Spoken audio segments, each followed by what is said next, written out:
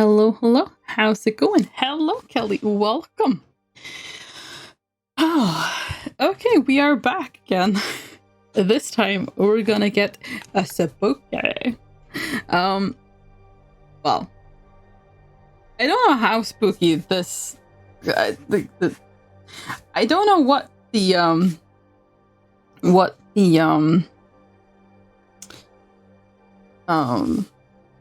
I don't know what the extras are like, so I don't know how spooky they're gonna be, but we'll see. Back again, stream started 3 minutes ago. Oh, I streamed earlier today as well. Yeah. I had a short 3-hour stream earlier today. So back again.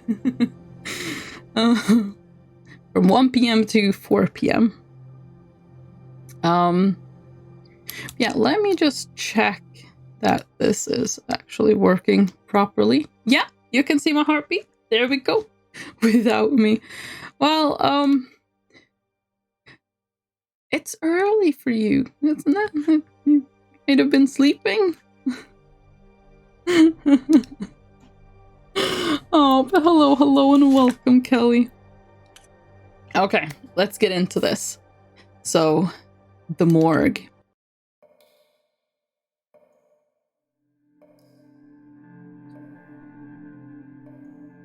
Wait, time to play with Nat's blood pressure. Yes, exactly. It's that time of the... I almost said a year again, but I mean, I guess that's kind of accurate, actually. Okay, so what do we have here? The sky's cloudy outside. Here I have the police and medical report. The latter is still blank. According to the police, the deceased's name is Father Ernest Glenn. The man immolated himself. Oh, it's Ernest, or yeah. Hey Nat, did you close the fridge's door? Are you sure it's not slightly open? I'm very sure, yeah. Nat, what's in that shadow behind you? There's no shadow behind me. I'm in a very well lit up room, and also it's really tiny. If something was behind me, I would know. Just a spider in your earphones? No, that's pretty impossible because they're earbuds, and there's really no space for a spider. So I'm really not worried. Oh, okay, right. I'm gonna scoot all the way down to 80. Yeah, I am sitting comfortably. There must be something wrong with the water pressure valve. Oh, an anatomical model built of actual human bones. We'll see if the police report is right. Good Lord, what a mess. I guess scalpel? Scalpel? Not sure if I need to cut. Well,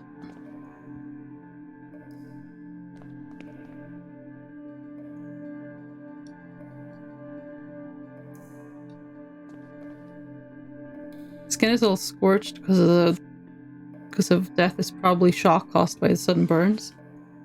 I bought a computer mount, and installing it, I realized holding the screw is way too big. Well, the holding screw is way too big, so I need to trim it down. Oh, really? Oh, that seems inconvenient. I'll be honest. Like, you'd think the things that, followed the thing you need would be, the right sizes. Oh no. But at least you have a fix for it. To play around with a saw and a file. I don't like the way you phrase that, Kelly. I don't like that at all. Oh, my desk is... Oh, I see. Well, still. A horrible way of passing. What could lead a man of God to commit such an act? All that remains is to file the medical report so he can receive the proper treatment a fine gentleman deserves. That makes the heartbeat go up. Wait, what did? Oh, me thinking of DIY projects are not going optimally. Okay. Nothing else to do, or I should file the medical report. Okay. That seems like a very not a very thorough examination, but fine. That is absolutely fine. Talking about DIY, it was part of our school's classes. Oh, really? What kind of what? I'm guessing it has something to do with the car.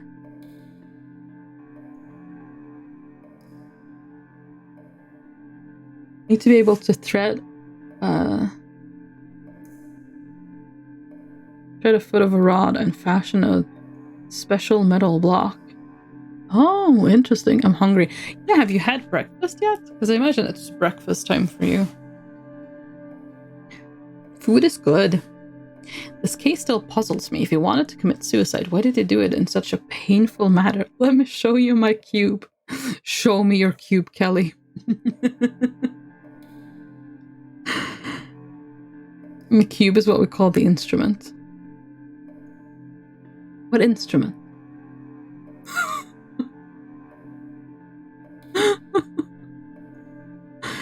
Was he drugged or intoxicated? I should check his stomach for signs of poisoning. Okay, so we are doing other things. Special metal block. Alright, the stomach looks fine on the outside now. I should cut it open to check its contents. I can. Oh, that's uncomfortable. What is this? Something strange in here. It looks like a piece of paper. Oh, goodness. Pincer, probably.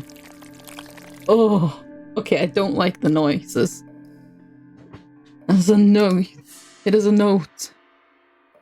Ernest Glenn, Jeremiah Devitt, Alexandra D. And then crumpled note with 4 names. One of them is crossed out. I think I should inform the inspector immediately. It sounds like someone's making chili. Oh, God. Well, I'm not going to be having chili again for a while, that's for sure. Okay, that was very, very short. So these might be pretty short, so we might just be going to Francis Baldwin. After being certified of your guilt by a peer jury, we find you guilty of the wicked and violent murders of 14 innocent and sick people. Oh, that was that guy, yeah. Because of this sentence, I am hereby authorized to execute you at this very moment by hanging to death in the sight of God. It's in general chat. Okay. Give me 1 second.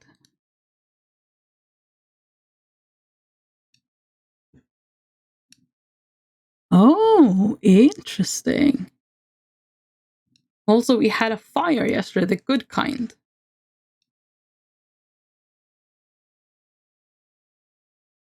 So a controlled fire, I imagine. One that you wanted. Would you like to make a final statement before we proceed? Yes. Oh. Why was there fire? Should have seen how mercifully I proceeded with what I love. I saved them, I released them, now they're in a better place. This guy is absolutely nuts. Still believe I am mad.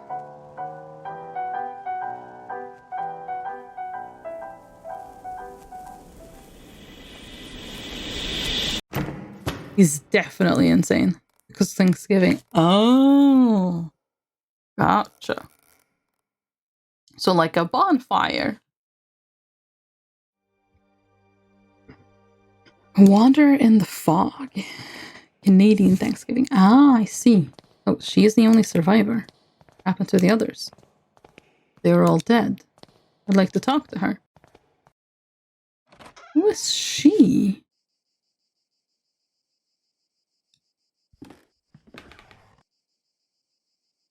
Oh, wait, that's, the one who ran away? No. The one with the uneasy sleep? Smallpox Thanksgiving is later? That confuses me. Good afternoon. My name is Johann Kaufman. I'm a doctor. Would you mind if I ask you a few questions? Please be careful with how you ask. Miss Parnell's state is delicate. I'm perfectly fine and able to talk, sister. Thanks for your consideration. Now, doctor, I understand you want me to repeat my story. I would be thankful to hear it indeed. I'll stay outside if you need me.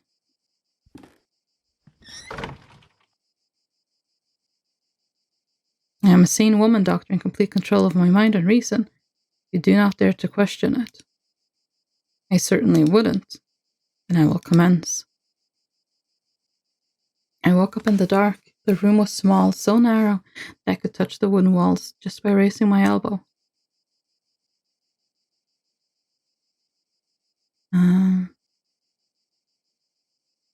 This was after the attack? No, I think quite some time passed since that. I can barely remember anything of that while. When I got out, I found myself in my parents' house. I hadn't been there since, as they sent me to school. Were your parents there? Did you see anyone there? Your parents or maybe someone you know? No, they were not in the house, nor was any servant I had known in the years of my childhood. I was alone. I could feel the humid air on my skin and could smell the scent of the long time abandoned. I walked the rooms unsettled by the silence. The place had the bleak feel of a ruin. Then I saw someone in the opposite end of the corridor. An old woman stared at me. Did you talk to her?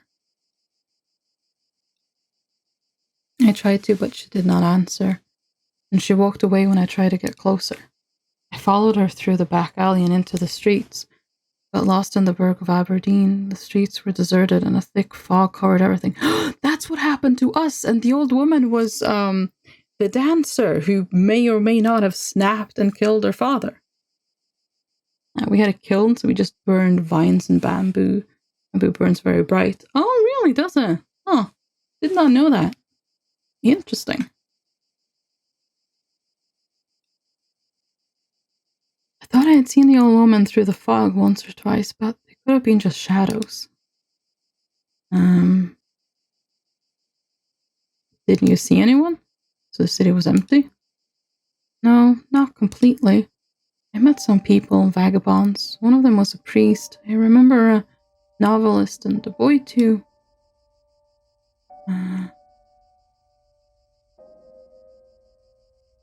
Tell me about the priest. This priest, where did you meet him? Might have been a stable. Good Lord, he said mass there among the beasts. Could you imagine the profanity? Tell me about the novelist. The woman had never written a word. She created only in her mind, you know. She could tell the story sentence by sentence with perfect precision, and I could even hear a piece of her last work. What was the piece about? Yes, the piece she told me was something like, the shadow of the past soon melted within the land that loved silence. Through the fog they walked, found themselves lost, hoping for a sign from their gods. They set camp on the beach where the 30 birds awaited to meet their crowned. So the boy, what about him? Came across an abandoned carriage. The horse was long dead, its bones still harnessed to the cart. There was a young man petting the carcass of the animal. Did you talk to the boy? He was deaf, but I think he could read my lips. When he spoke, he did with a clear accent. He said he could only listen to the songs of the departed. What happened to them? As I walked, the fog got denser. I could barely see anything around. Finally met the old woman. She didn't say a thing, but gave me a cardboard card. Then she left. She gave you a playing card. It was one of those things used to tell fortune. There was a drawing on it of a veiled person holding a lamp. Then the mist seemed to clear out and I could finally see. What could you see? A barren land bathed by roaring waves. There were thousands of birds, and then I realized there was something else. What was it? It was there. It looked at me. The burning darkness inside, the shaking, the scream. That vision I cannot understand. What is it, Doctor? Have I finally lost my strength of mind? I believe your story. I believe you. I am sure that what you lived was real. But I am afraid that I currently lack any proof that can confirm your account. I am sorry. I should leave. Thank you for your time. Wait, Doctor, I have something else to say. When I first woke up here, there was something beside me. Would this be enough proof? It looks like a tarot card.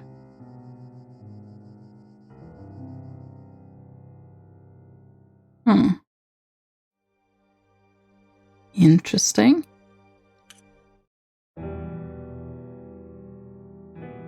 Beechworth's wake. He does not look dead, but just asleep. I barely knew him, busy as he was traveling the world. What would be of a man with no aspiration for the other side to inspire or lead him?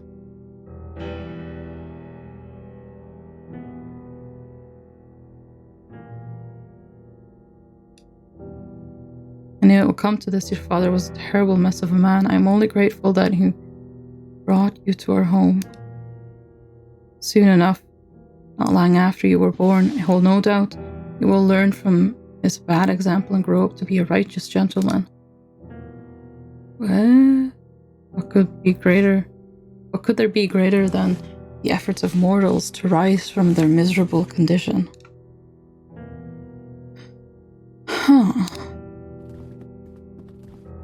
I'm busy. We'll speak later, young man. This is so sad. He was most dearest to me. You know, your father was a complicated man. He had a strong character and was stubborn as a mule when he had taken determination. He believed he had a mission in this world, though I'm not sure he knew exactly what it was. But you're right, it is breakfast time. See, I know all the things. That which avoids description, the unknown, provides men with a reason to exist.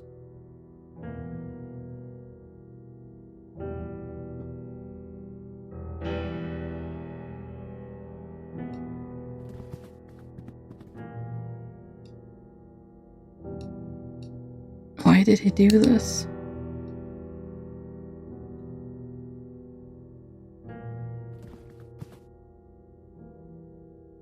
This is an obscure domain, its secrets taken by man from the silence of nature and death. You're the young Beechworth, is that right? Your father left you everything, Anthony. The house, his accounts, and all his belongings for you to receive when you come of age. It was very specific in his testament, though, that you should receive this promptly, his personal book log.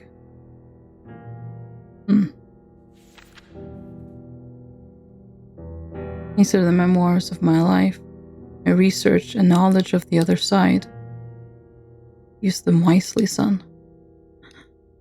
Oh! Was it his father that started this whole thing? Oh! Oh, I see. Okay, if I'd known that the extras were that short, I probably would have just done them last time. But that means that we are going to move on to season 2. Oh, oopsies. Oopsies. I did a boo-boo, but it's fine. It wasn't a bad boo-boo.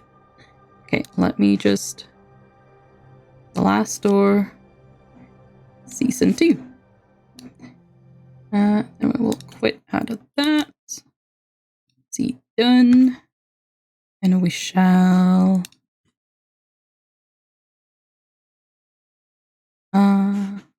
open season 2. There we go. Hoi hoi, Mundle. How's it going good. How you doing, Welcome?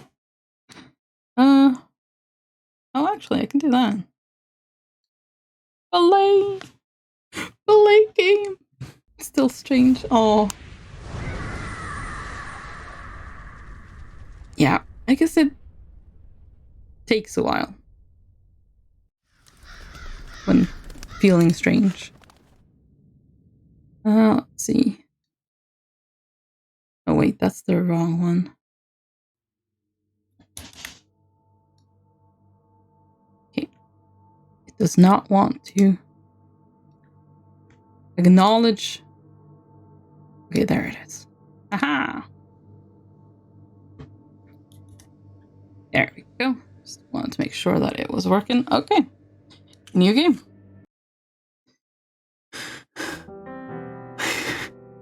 You shouldn't have the cube.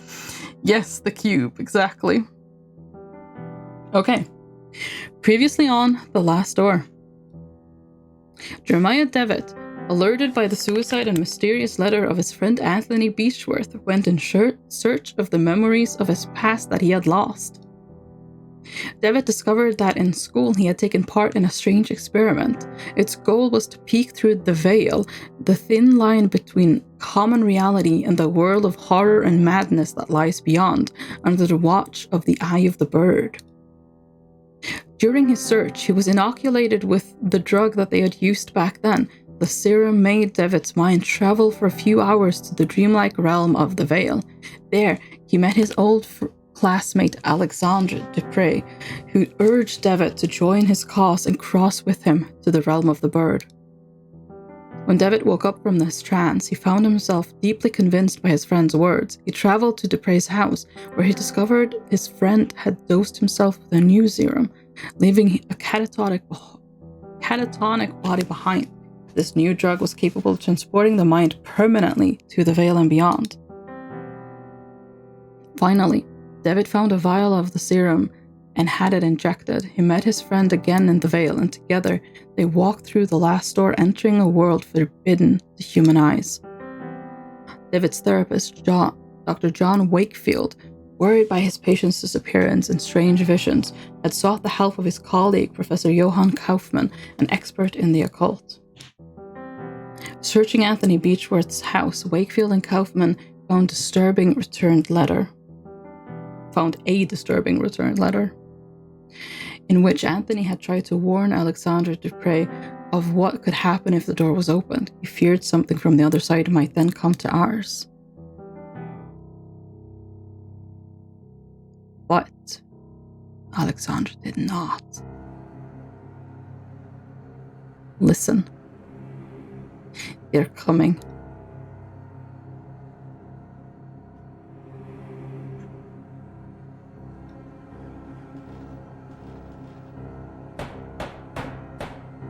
None of us could prepare for this.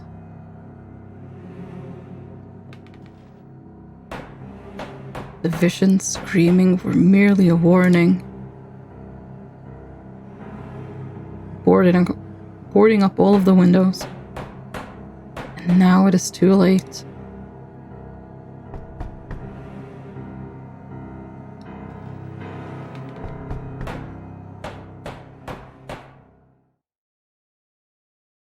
They are coming.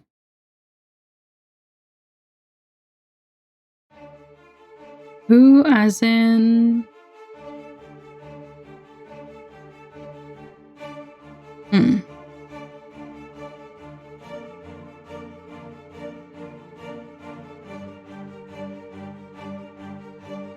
The non-binaries are coming. Well, that would be an interesting twist to the series. I'll give you that.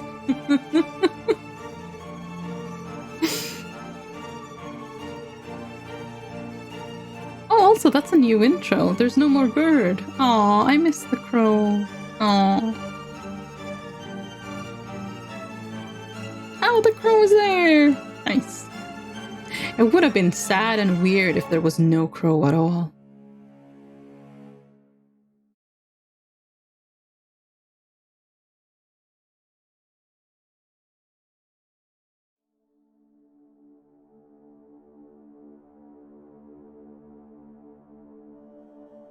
Last night, I had the nightmare again. This time, it was different. This time he talked to me.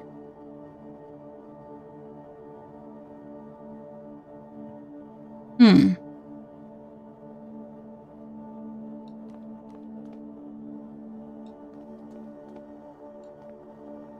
It was the same unknown street, void of any sound and life.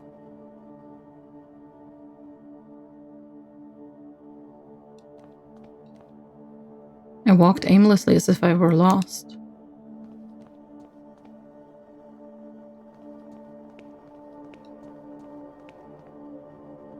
Then I could hear it, the broken tromping of the wet cobblestones, the familiar sound of approaching, limping footsteps.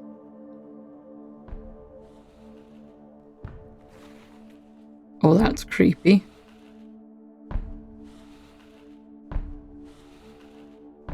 Okay, now it's less creepy. It's just a person with crutches. And as before, he stood in front of me, gazing unrelentlessly like he was expecting something.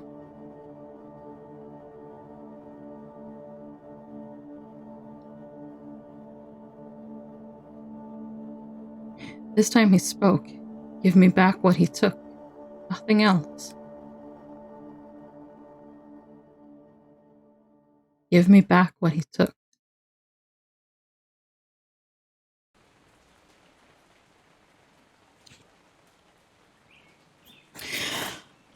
Also, actually, the ones of you who are here, what do you think of the idea of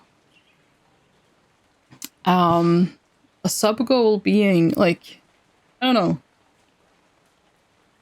2 weeks or a month or something of me wearing the heart rate monitor no matter what I'm streaming, so we can properly see what like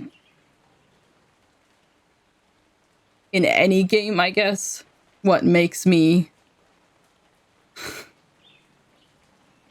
anxious, excited, scared.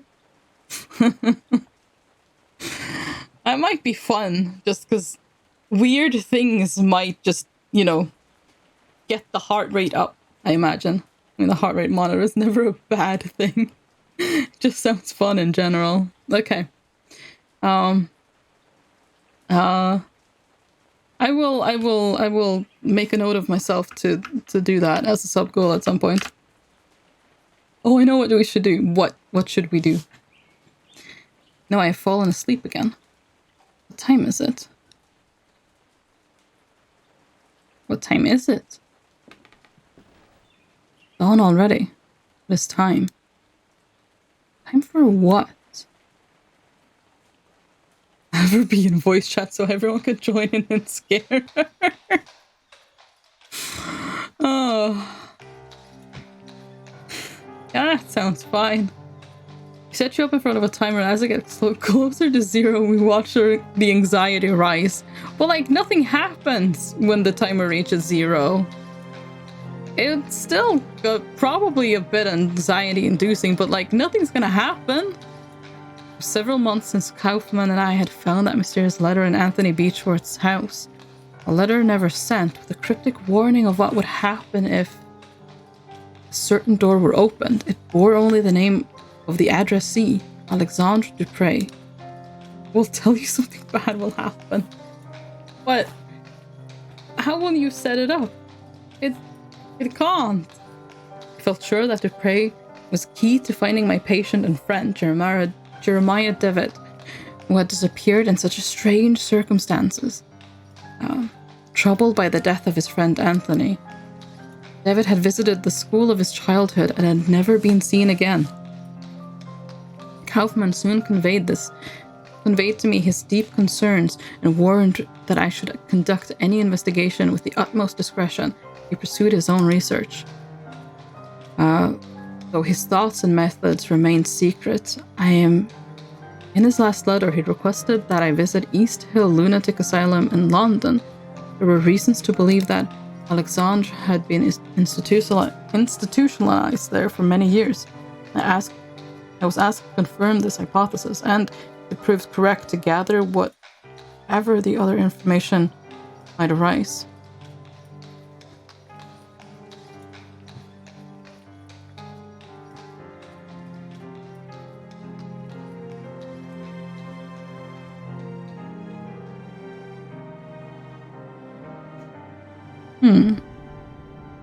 Interesting. London East Hill. That's... Wait, are we gonna be traveling? Like, am I gonna have choices to make when it comes to... Or... Season 2, Episode 1, The Playwright. Interesting. So this is East Hill Lunatic Asylum. I hope I can find information on Alexandre Dupre here.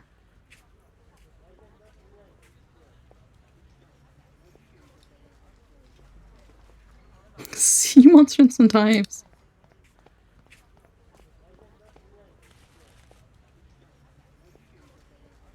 Good morning. I would like to purchase a... Okay, purchase a newspaper first and then ask about the... Morning, boy. Will you give me a newspaper? Yes, sir. It's sixpence. I'm afraid I don't have sixpence. Can you take change for a shilling? Sorry, I can't, sir. But you know where to find me when you have the coins. What can you tell me about this building? Asylum? I've never been inside and hope I never will. It's full of crazies, you know. You seen anything unusual around here? No, but maybe if you bought a newspaper. Oh, I need change. Okay. I need change. And then I can come back to him. Little extortionist.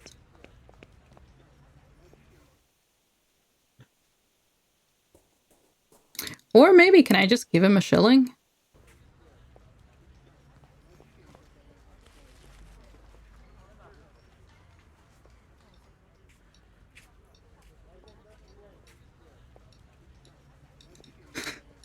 I accidentally clicked it again. Okay. So we can't. We need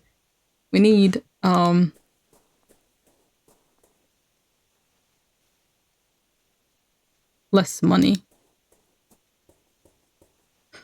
A few cardboard sheets lie on the bench. Each show perfectly symmetrical design in black ink. Please don't touch those sheets, sir. They do not belong to you. Good morning. Ah, yes, lovely morning. Sunlight of quite fascinating character. Beg your pardon. The light, it makes everything look different. You see, light touches things, soaks into them, and changes their nature. It makes them shimmer or makes them die. Do you live here in the hospitals? In the hospital? There's not multiple hospitals here, I would imagine. It's just the one. I do indeed. My family is a generous benefactor to East Hill. They had me committed, but I don't blame them. They're just incapable of appreciating my art, or any art. For that matter, they mistake it for insanity. What are you drawing? I am not just drawing, my friend. I am trying to feel the light to translate its power to the surface of the paper. Those animals don't like it, though. They don't want me to succeed, so they take them away. Take my drawings, and they study them, and they laugh, because my eyes can see the light and theirs are blind. But someday everyone will understand. Who are they, the ones who take your art away? Those foolish caretakers. They hide behind a big mirror where they think themselves safe, and they look at me, they observe me, they even take notes. You have some curious drawings there beside you. Oh, you mean these? They are only art that makes they're the only art that makes any sense here. The doctors use them and to cajole some patients into revealing secret inner truths. I won't return them to the doctors until they've returned the art they've stolen from me. And do you know a man named Alexandre Dupre? My name is Dr. Wakefield. I'm looking for a man who lived here some time ago. Would you happen to know one Alexandre Dupre? The name does not ring a bell. I've not been here long, though. You should ask the other patients. They might be able to help you. Some have been here for many years. Or you could ask one of the others, the brutes who keep us here. Where are your drawings now? Would you happen to know where your drawings are now? I suspect they're somewhere in the archive, since I've seen confiscated items being taken there before. You seem different from the rest. Can I trust you? I've been trying to sneak in for days now, but Miss Riswell keeps a tight guard on the door. I even stole a key from one of those guards. You're a doctor. Surely you could gain entry. If you could recover my drawings, I would be so grateful. Here, take the key with you. Okay. I must go. Have a nice day. Okay, so we have a key. That's not bad. It was very good to go that way first. It does appear he can just stroll out, though, if he wanted to. He doesn't seem that kept, I'll be honest. Good morning, madam. My name is Dr. Wakefield. I'm a psychiatrist. Oh my, good morning. Forgive my manners. I get so excited when we have visitors. We don't get many these days, and certainly we are lacking experts like you. What do you mean you lack experts? Every year we get less funding from the Crown. First the doctors started to leave, then it was the caretakers. Now very few remain. But we have a responsibility to our poor patients, do we not? We must care for them.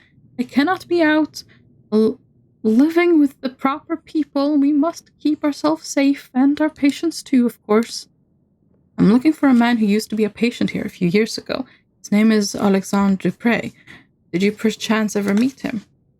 Alexandre Dupre. Yes, there was one with a foreign name. I remember something of him. A good man, if I recall correctly. An educated man, but there was something strange about him, wasn't there? I believe it scared some of the other patients. You never know with this lot. I'm sorry I can't remember much. There have been so many people here, it's hard to keep track. Have you worked here for long? Yes, a long time. I can scarcely remember how many years. Time goes slowly in here. The isolation, the rules don't allow us to leave. I don't know what is happening in the world anymore. But we have our duty, do we not? Who else will care for our patients? May I request access to the Institute's archives? There should be some information there about the man I'm looking for, Mr. Dupre. I am sorry, Doctor, but the archives are private. We must not allow anyone to access them without proper authority. Many of our patients come from good families, you see, and we take great care to respect their privacy. But do not look so crestfallen. You would not find much in any case. It is a long time since they have been organized. So I guess I won't be able to... I am sorry, sir. The archive is off limits. Bookshelf. These books are not volumes of psychiatry or medical science, but old serial novels for patients to read. I mean, that's nice. They have books.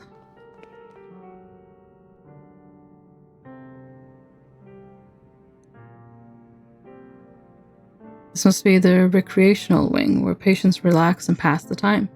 Perhaps here I can find someone who met Alexandre Dupre while he was institutionalized. Marble bust of Hygeia, Greek goddess of physical and mental health. A cheerful pastoral scene. A man is wearing a worn-out military uniform, lost in God knows what thought. Let's go talk to him. Excuse me, sir, I could not help but notice your uniform. Were you in the army? Leave me alone. You do not want to talk to a coward such as myself. Sir? Leave me alone. I am just a coward. The warm decoration of this room suggests a great deal of sensitivity to the patient's moral needs. A variety of old-fashioned landscapes that portray nature as tame and welcoming.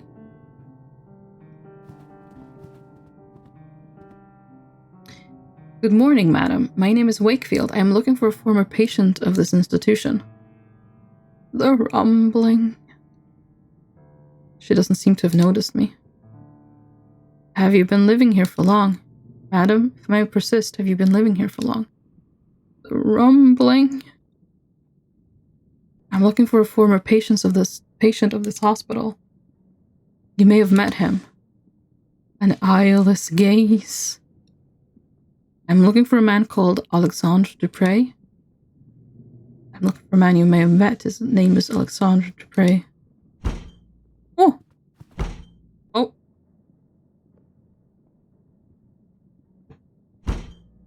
Oh! A strong reaction upon hearing Mr. Dupre's name. She must at least have met him. Can I get her to talk to me? Good morning. I am a psychiatrist, Dr. Wakefield. Quite an impressive institution you have here. Can I ask your assistance? I'm looking for a former patient of this institution. His name is Dupre.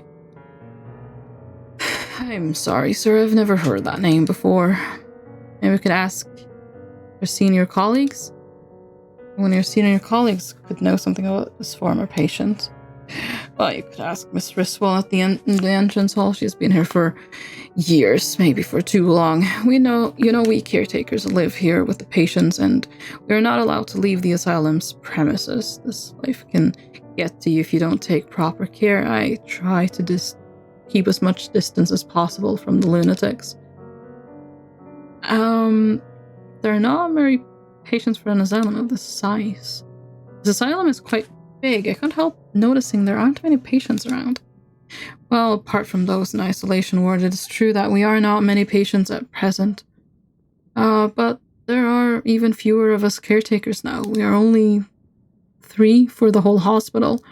For what I've been told, in the old times, the income was enough to provide for everything we needed: a complete staff, proper accommodation for the patients, and the best doctors. But as the newer, bigger regional asylums were built, the Crown support was gradually withdrawn from East Hill. Soon everyone started leaving, and this is what remains. I'll leave you with your work. Well, thank you in any case. I will leave you to work in peace. Okay, so residential area then? Next. Oh, that's the big glass, is it? Well, this is a bit creepy. It's a thin piece of metal holding the window open. Looks like a therapy log. Everett Rowan, acute dementia. September 25th, 1891. Oh, he's 27 as well. Mr. Rowan's condition has degenerated since the last session. He is restless, as if the morphine had no effect on him. For the last week, he has been obsessive, troubled, for reason unknown. The patient's dosage has been doubled to no effect. Oh, that doesn't sound good. Dr. Weddle has been attacked and bitten in the face. 4 men were needed to subdue the patient, Mr. Rowan. 3 markings were found on his body upon examination. Self-harm is a possible cause. Mr. Rowan is getting better day by day, both physically and mentally. His habits have changed considerably. He now shows an interest in religion and spends his time murmuring prayers, albeit once unknown to my colleagues and me. Oh, excuse me for 1 second.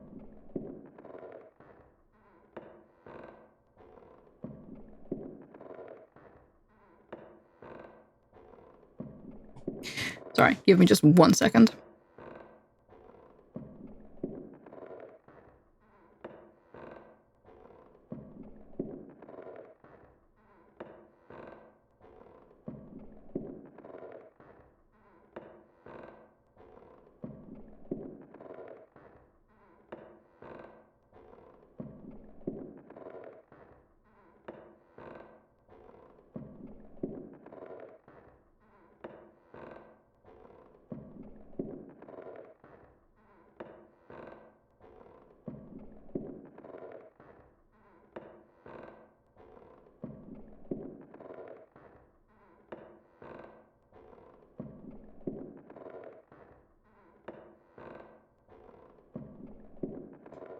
One second has passed. Okay, well, a couple more seconds then.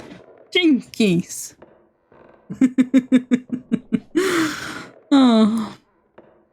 Okay. Okay, 1 more second. Well, I'm back now. I don't need any more seconds. Looks like a third. Oh, it's still the same. Okay. Okay, all of those things are the same thing.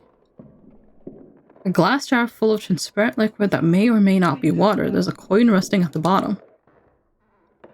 Oh, 6 pence? Potentially an unusually large mirror. Yes, I'm guessing it's a 2-way mirror. It's what that person was talking about. The artist. Okay. 1 more second has passed. Well, you're not wrong. That is true.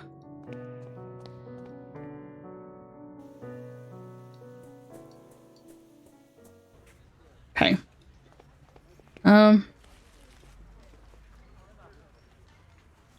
A newspaper, please. It's 6 pence, sir. I would like a newspaper. 6 pence, is it? Here. Thank you, sir. Now then... about the asylum. Alright, you know there are always voices coming from the place at night.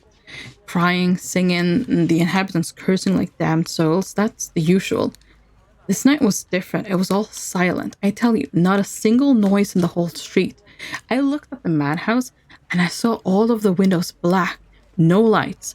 Everybody asleep in that place? Now that's strange. Then I heard it. It was a scream like no other I've ever heard. Not of a man or a woman, but of a devil from hell. That is very curious indeed. Thank you for telling me. Sure. Goodbye, boy. Goodbye, sir. Can I read it? No. Okay.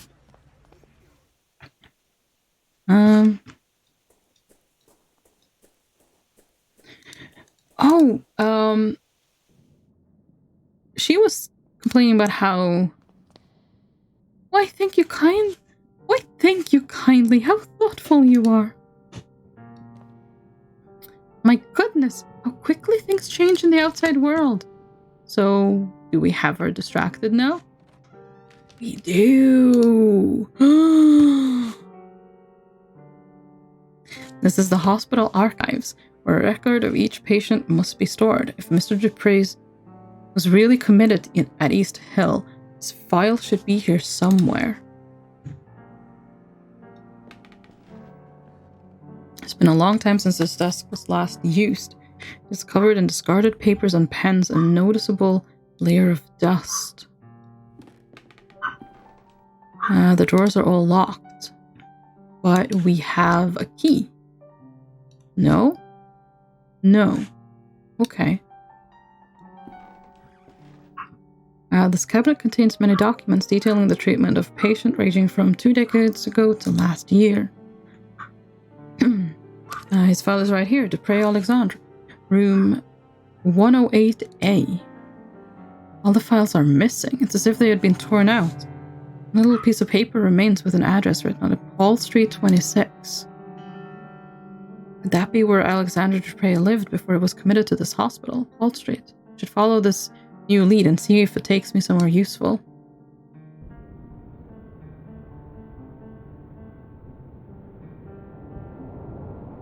Oh. It does look like we'll be able to go back and forth on the map, yeah.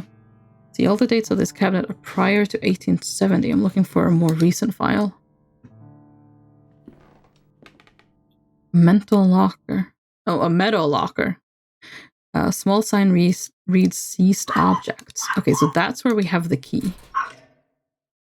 So, some personal effects probably sent in by the patient's families but deemed unsafe by the caretakers. One of them is a stack of thick sheets of paper carelessly bound together bearing the drawings and paintings of a troubled mind. So we need to take those and give them to the painter. Or the artist.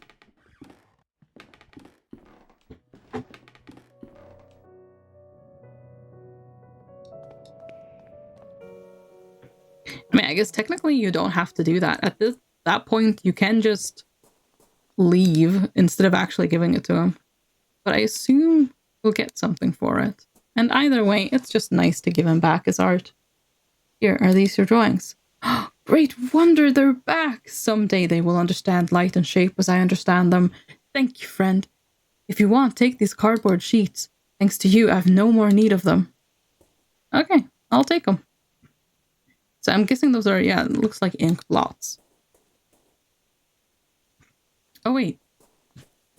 Can we go through this door? A large door is made of strong metal. This must lead to a secure ward of the hospital. It's locked shut. I can't open it. Okay.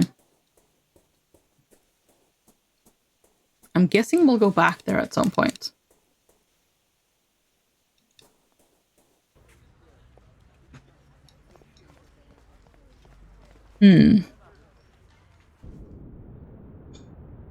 So now we go to Paul Street. across town, actually. The store is number 24. I'm looking for number 26. Number 26. This is the place I was looking for, but the door is bricked up. I must find another way to get in. Windows are so thoroughly cemented over that it almost mixes with the facade.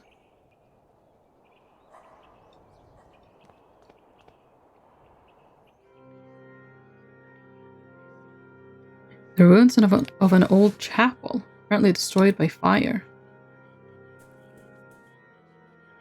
A mess of wooden planks and the remains of benches and chairs. The old destroyed pews, basically? Okay, this is getting kind of creepy. Yeah, like I said. An improvised altar covered in candles. There's like... The whispering creeps me out. There's a hole in the wall. It's too dark to see what's on the other side. Oh, but we can take a candle. This candle I can light my way through the dark. Okay. Looks like this hole leads to the building next door. Leads to the building next door.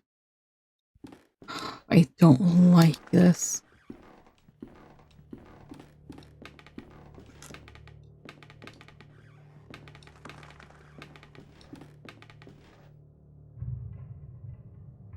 This must be the interior of the bricked up building I saw on the street, Mr. Dupre's former residence. I cannot tell who is depicted in the portrait since it's so badly damaged. It seems someone crushed it into the floor. Okay, that's normal behavior, sure. Something among the ashes. It's a piece of paper. It looks like some kind of message, but there's only half here. The paper has been carefully burned. Vidi, Livi, Vi.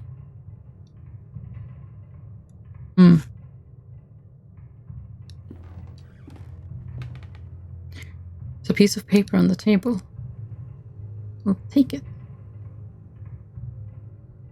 The paper shows some seemingly random letters. Just half is missing. Oh, but it's strange. I've put both halves back together, but some of the letters seem to be missing from the right half. Huh.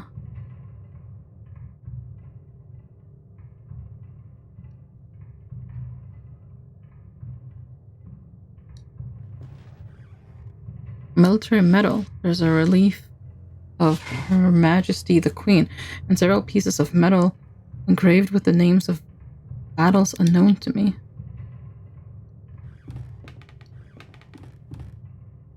A few books remain on the shelf, mostly doubtful treatises in chemistry and alchemy. Among the titles are Themesis de Lapide Philosophico, Geber's De Inventione Veritatis, the anonymous work Turba Philosophorum, and Ludwig Prince, Mysteries of the Worm. Okay, I feel like one of those were different from the others. A large metal safe. Looks like the safe is working fine. I should give it a try.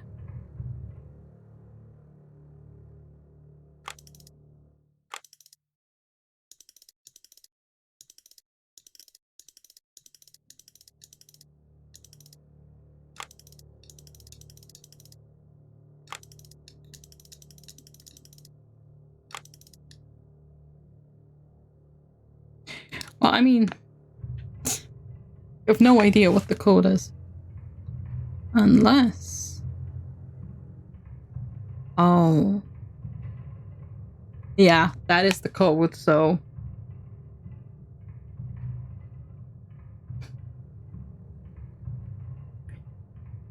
Well, we don't have all of it. We have some of it. Oh, we need to... Fire! Fire! It's... Yeah, exactly.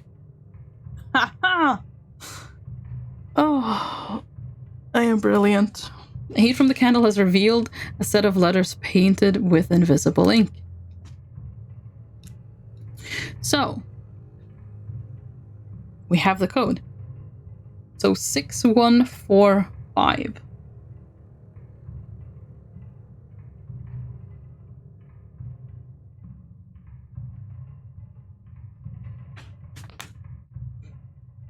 Or is it 6514? No, 6145, I would think. So.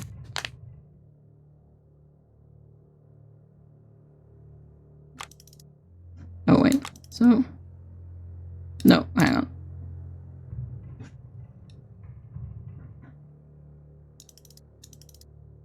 Six.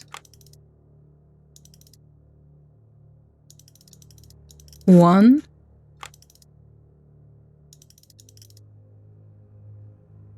Wait, how do I... 4? No. Oh, sugar. I need to go all the way around. Okay, right. Hang on. I did this wrong. 6. 1. 4.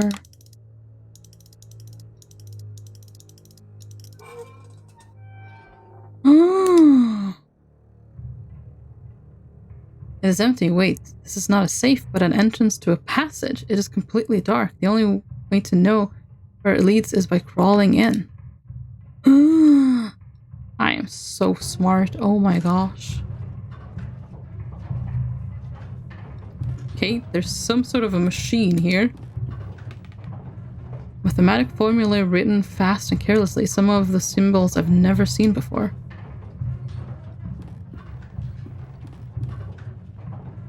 Strange machine built out of wood.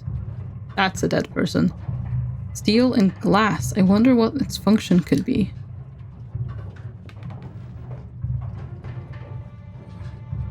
Or is it just a robe? Oh no, yeah, okay, right. Someone sitting here wearing a horrible mask and a yellow robe. He's not moving. I assume because... Okay, it's only a yellow robe. There's no body inside at all. What can be the meaning of this?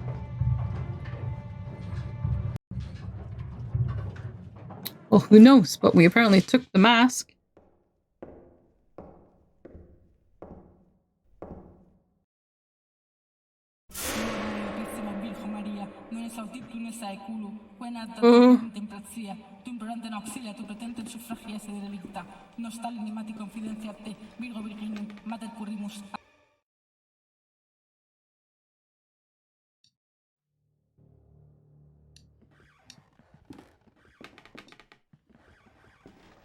I'm scared. The creaking of the machine has stopped.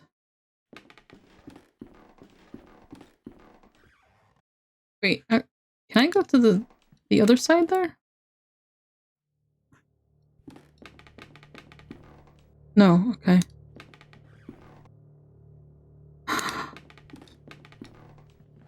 Who was that person?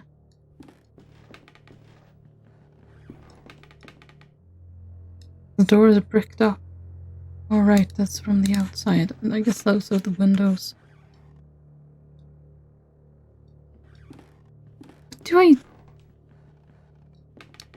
I'm so confused.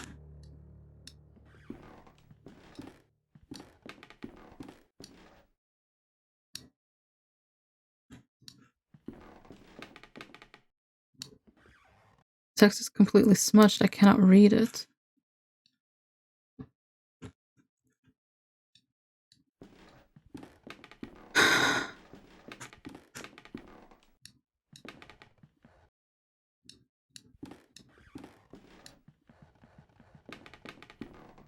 Oh, I can take the medal. I'll take this with me. Maybe it'll mean something to one of Alexander's fellow patients in the hospital. That guy who thinks he's a coward. Ooh, yes. We give him the medal. Oh,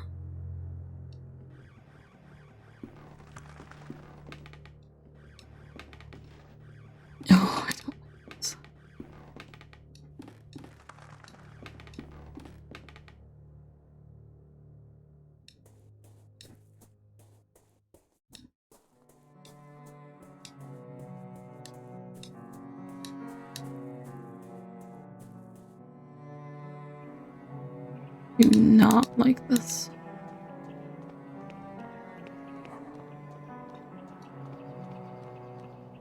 Did anyone want a mask or something? Can you tell?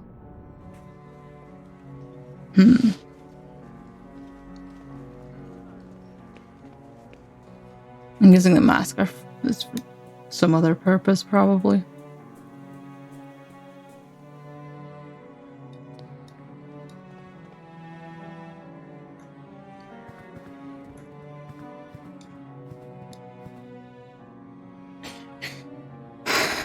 This medal. I had one just like this. Got it after the battles of Laying Necks and Majuba Hill in 1881, a decade ago now.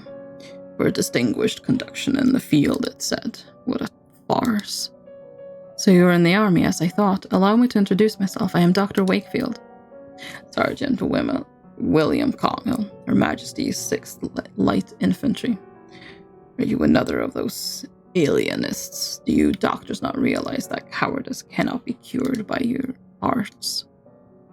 Why are they keeping you here? The doctors say I suffer from a nervous disorder.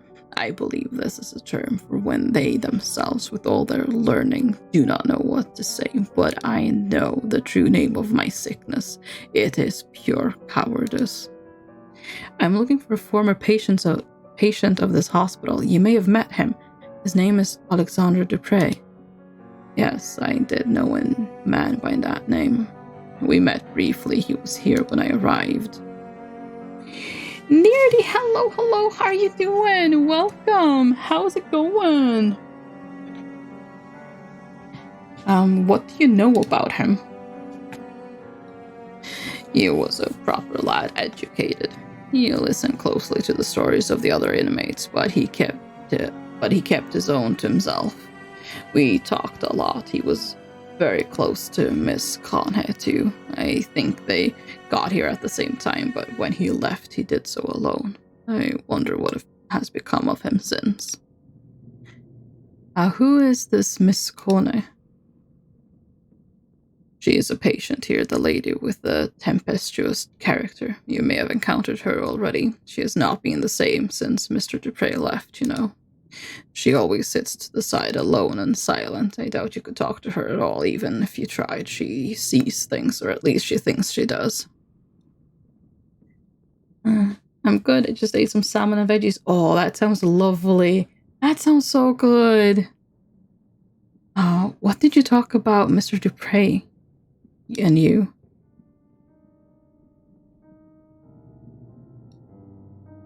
We talked about my time in the south of Africa. I don't like to talk about that, but he somehow made me want to. He was persuasive.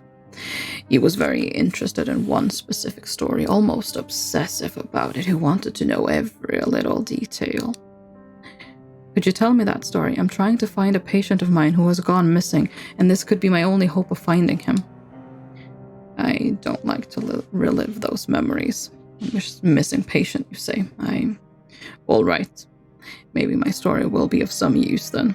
It happened during the Battle of Majuba Hill. I am sure you have heard of it, March of 81. The attack of the Boer army had taken us by surprise, and our regiment was forced to split up. We quickly found ourselves alone, just a few men lost on the barren plain. But I don't want to bore you. No, sir, you certainly aren't. Please continue.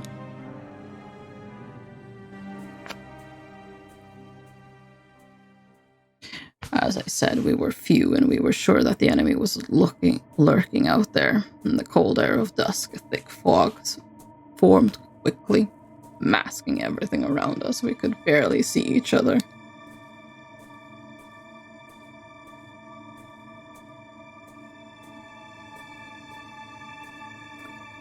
Oh yeah, that's a bit creepy.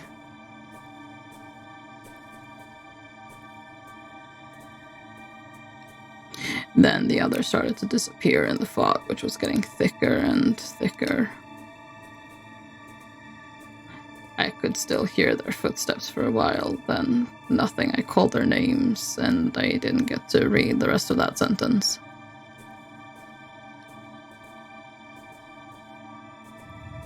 I felt them something in there not far, a murmur or beating, something alive. I can't read this fast enough.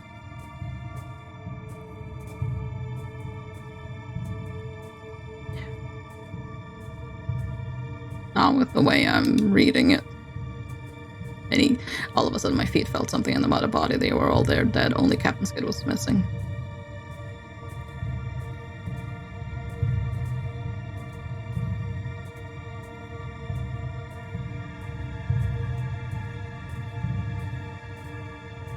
That is unfortunate.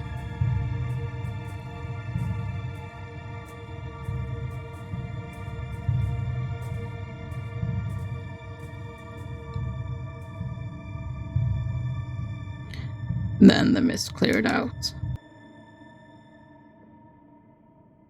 What had happened? I never knew for certain. I didn't see anything, or if I did, my mind refused to bear such memories. What happened to Captain Skid?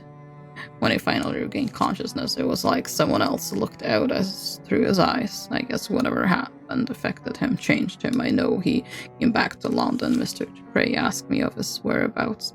Maybe he tried to contact him to hear the rest of the story. He was quite preoccupied by it. Do you know where I can find Captain Skid? The last I heard from fellow veterans, he had lost himself to a frenzy of alcohol, opium, and bad company. This downward spiral led him, as many others, to a wretched nadir, a dirty hole deep in St. Giles' Rookery known as the Crimson Nest. Mayhap you will find him there, alive even if you're lucky. Here, this is a picture of our regiment. You can see him there.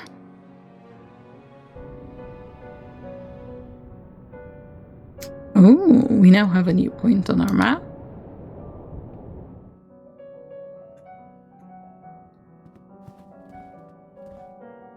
Can I show her the mask? Oh!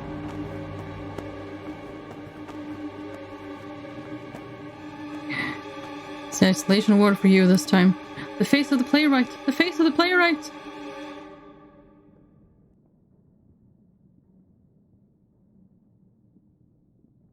Should not have shown her the mask, I feel.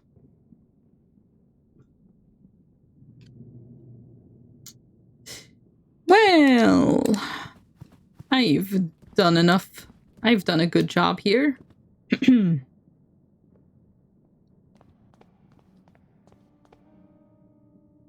That poor woman. I must have taken her to the isolation ward. So, will I be able to go there now?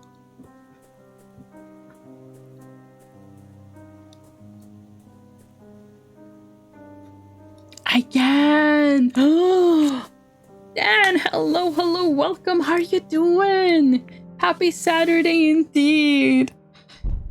Oh, it is a nice Saturday. Okay. Oh wow, the isolation ward is dark. Why is it so dark? Doing good, thank you. That is very good to hear. Oh, and it's not. Oh God. Oh. Yes. Thank you, Peter. But actually, thank you for the bits. This isn't even Minecraft. How does it scare me? How are you all? I'm doing fine. For the most part. Oh. No. It's good. Oh, hello. My name is Wakefield. The butterfly is not what it seems. Excuse me, but what butterfly? There's more after the scarab. Wait. Is this the butterfly you talked about? It displays its wonderful colors, fills your eyes with awe, but this is only a show. Behind the veil, its body crawls on the dirty ground, hides in the darkness, and transforms. Another of its lies. We'll do some lurk is doing some gaming. Oh, well, thank you very much for the lurk. So what would this be? Its dark body creaks and rustles with its blind movements. Slowly, step by step, it gets closer and closer and closer and closer. What about this one? It will come, whatever you do. It will cry out loud, looking at you from everywhere at the same time. What about this one? Him.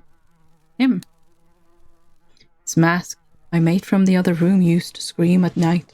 Always told us he could feel something under his bed. A presence, an eyeless gaze. Oh. No. What if can I put it on? No. Show him the picture? No. Okay, well. So I'm guessing that's the prey?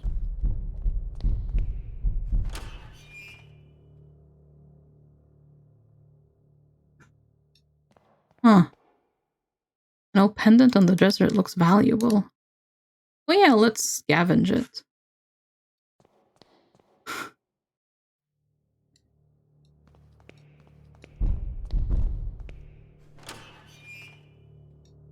Oh, okay, someone's shouting over there.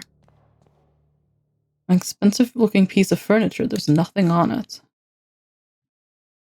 Impressive painting of a lovely maiden. It's equipped with a fitting, magnificent frame.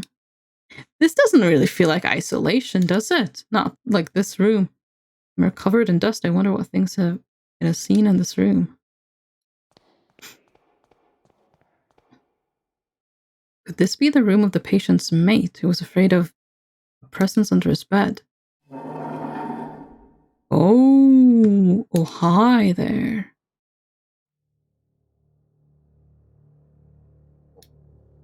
Door is bricked up. Why would they do such a thing? And it was sealed too. Almost no light can reach the room.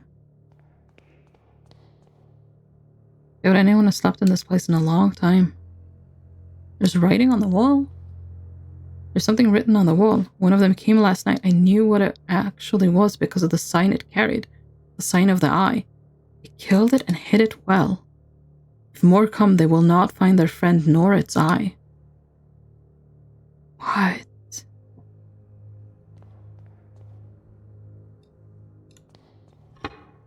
Oh! It seems one of the tiles is loose.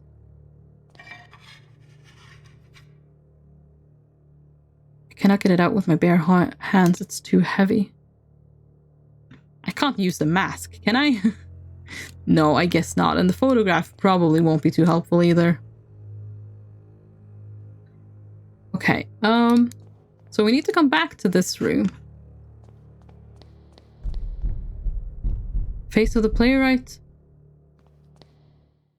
Doors closed. We're good with bricks. They were pretending it never existed. They didn't even try to disguise it.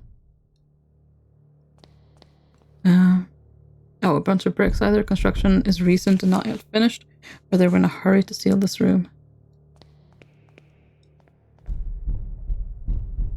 It is eyeless but not blind.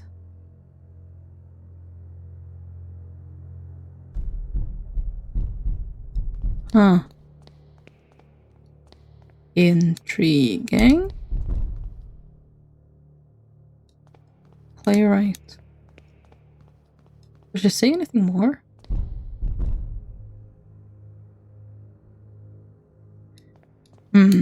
I definitely feel like we need to talk to her.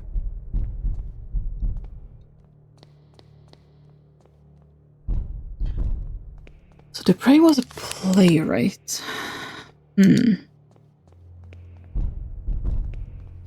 What exactly does that mean? Can I talk to you anymore? Light, it floods the world with shades. Okay, can't talk to him anymore. We do have a new address, so I suppose we go there.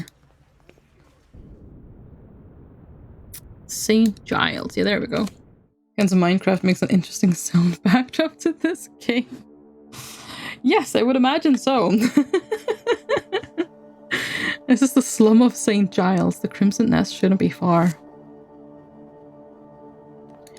Well, we have a valuable necklace to bribe someone with, if needs be. Soft glimmer of the street lamp casts a comforting glow on an otherwise empty street. Wait, isn't this the thing from his dream? It is! Okay, that's creepy.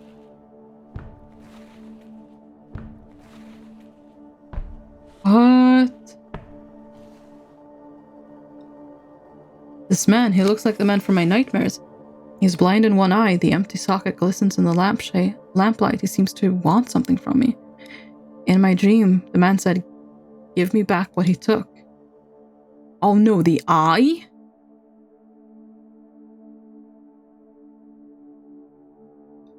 You don't want the mask? He looks to the mask only for a second, only to stare at me again. "Give me back what he took," he said in my nightmare. Okay, we don't have his eye yet. We need to figure out how to open that. Wait, can I use the pendant? No. I was thinking about it earlier, but surely we need something that's more of a tool. Okay, I'm gonna try the pendant. I don't think that's the solution. But then again, who knows?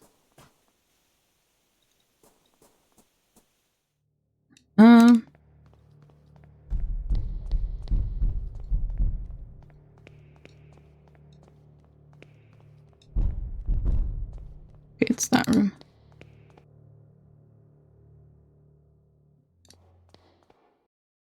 And then it's not the pendant, right? No, it's not.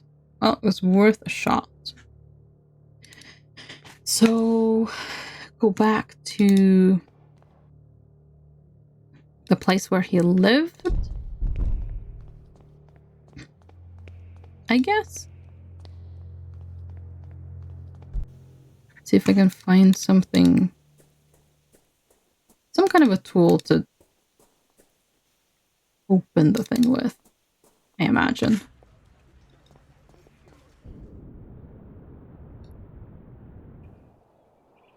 Paul Street, yes. Oh,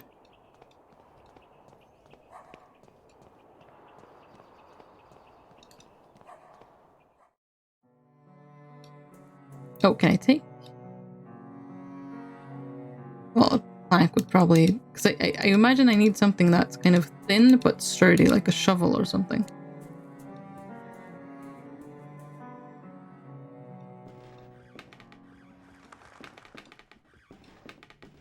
Not necessarily sure why I would find that here, but... it is the only thing I can think of right now.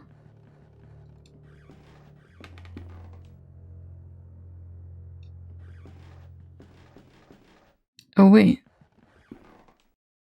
The chairs forming a circle as if the hideout served as some sort of meeting place. It probably did.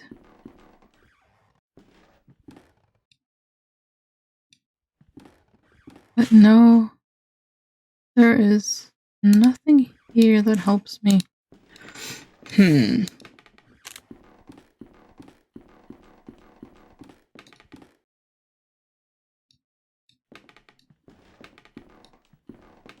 Somewhere else in the institution? Oh, oops, there it is.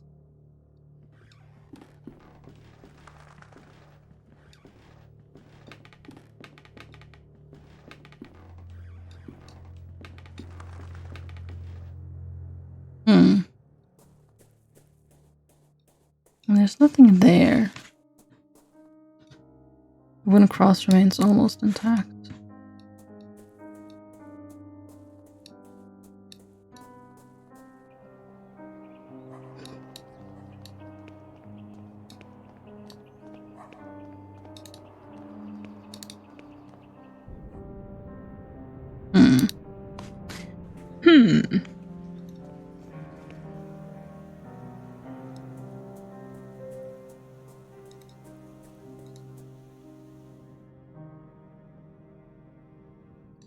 I don't suppose I can go back there. Oh no, I can now. She doesn't care anymore. Okay. Although I don't think there's anything... Well, no, it depends on what the other confiscated items were. A couple of pictures in their frames. Oh, okay. Well, never mind. That doesn't... Why would they confiscate pictures? I mean, I can see the frames, I guess, because sure, you can break the frame and use it to, you know, hurt yourself or someone else, sure. But why the pictures? I mean, I guess you could give yourself a paper cut or someone else.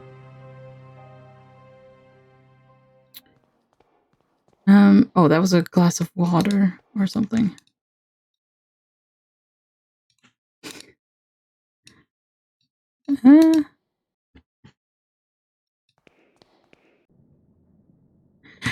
Okay, wait, no, I jumped to the conclusion that, I mean, he was missing an eye, so obviously it would be that.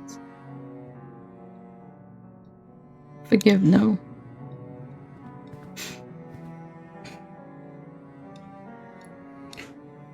Also, no.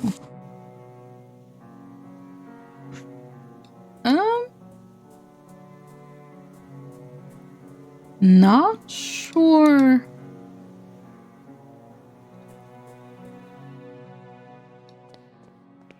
Where to go with this.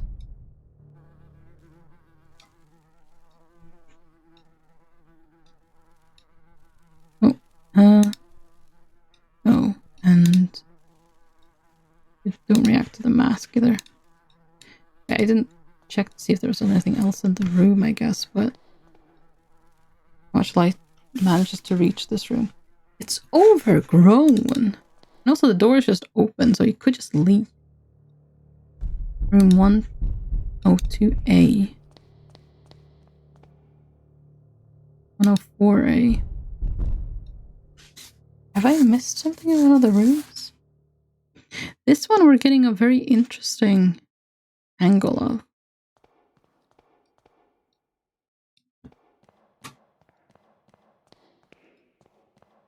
I know there really isn't anything there.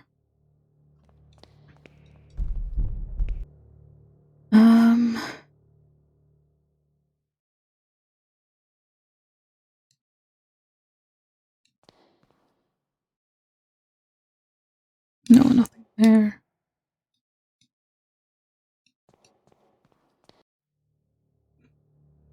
No.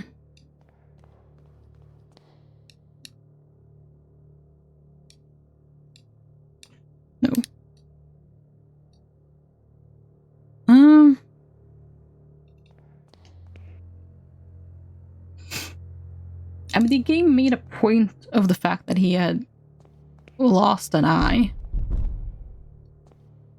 Room 108A. Oh, actually, this is 106A.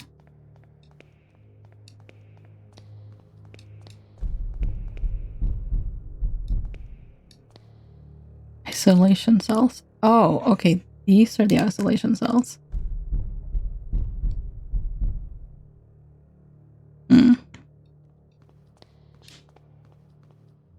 Are these just normal rooms then that are just really in insanely bad shape? Oh gosh.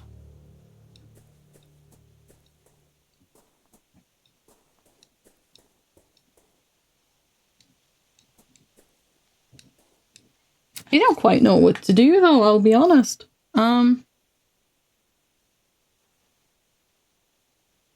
The clues that we have.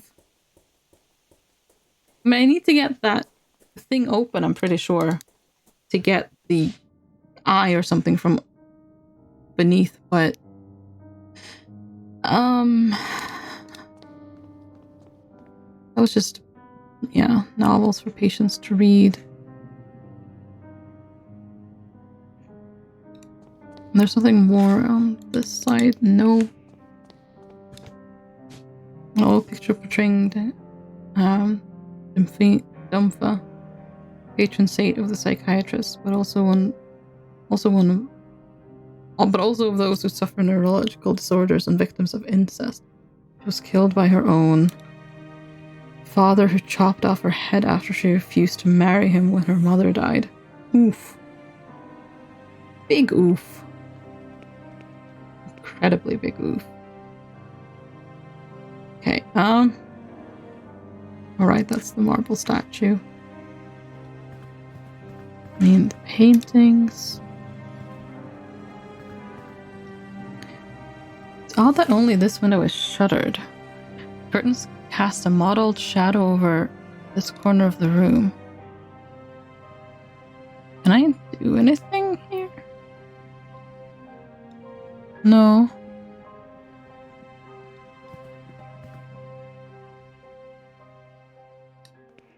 Oh, the metal plate! Oh! There's a room hidden on the other side of the mirror. A man is striking the glass strongly with his fist. The expression is of pure hate. I don't think he can see me, but I feel that somehow he knows I'm here.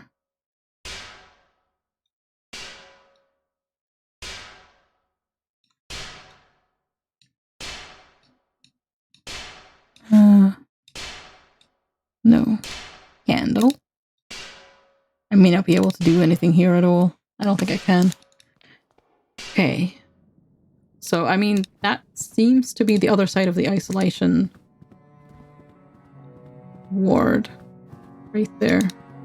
Well, we have something to pry open. I forgot about the sheet metal there. Okay.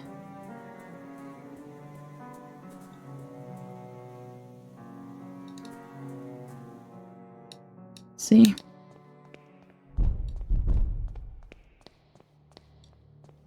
I'm guessing that's him pounding on the door.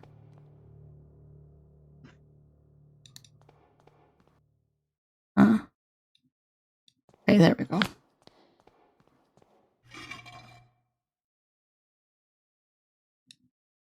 There's something there, half buried in the soil under the tile.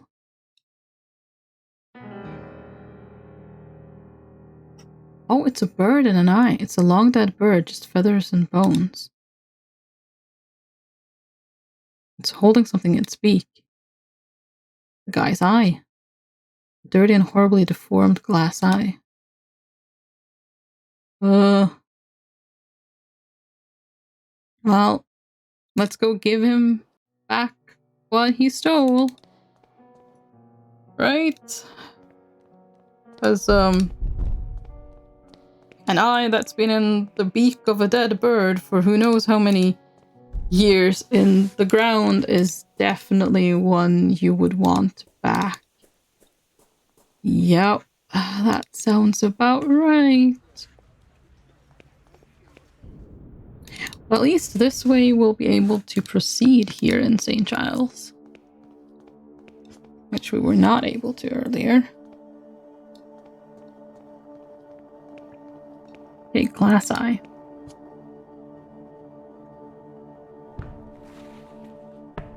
Yep, he's hobbling away now.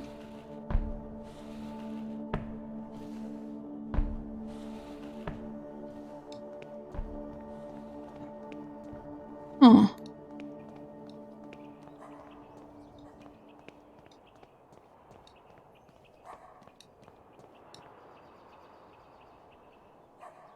This must be the Crimson Nest. I've heard of such places where people lose their minds to opium shipped from the Orient.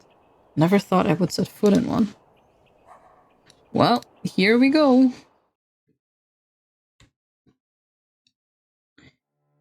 Please wake up, dear. And had it completely asleep. Please don't do this. Oh no. Man with a lost gaze, his mouth open. What's the matter, madam? My husband, he's unconscious. Please, dear, wake up. I'm a doctor. Please let me see him. I'm so sorry, he's not breathing and he has no pulse. Your husband has passed away hours ago. No, it can't be. Madam. I'm late. This time I couldn't save him. What do you mean this time? I discovered my husband's addiction to this hellish drug they call opium months ago. First I thought he was sick, as I saw him grow thinner every day. Then I discovered he was visiting this place. I was very worried. I tried to dissuade him, but he wouldn't listen. The addiction was stronger than he was. At times, he was away for days. I would come here and find him passed out. The only way I would wake him up was to put these smelling salts under his nose. Now it's too late. Here, take the vial. Maybe you'll be in time to save another soul from this curse. Well, this guy was asleep. Woman looking at the roof with her eyes going white. She's muttering some ramblings. The physician is intoxicated with the drug smoke that fills the air. The repeated arrangement gives the sensation that time flows slowly. Short-haired woman smoking without worry. Hello, I'm looking for a man I believe frequents this establishment. A war veteran from the South Africa called Skid. It's riding on a sleigh. Can you understand what I'm saying? He has written can't hear, so I suppose I should communicate with him by writing on the slate. Looking for Captain Skid.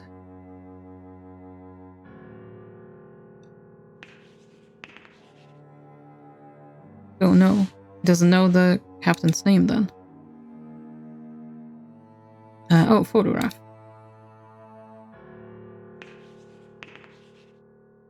He has written something. Object of value. What does he mean by that? Oh. See, this is where we bribe the man.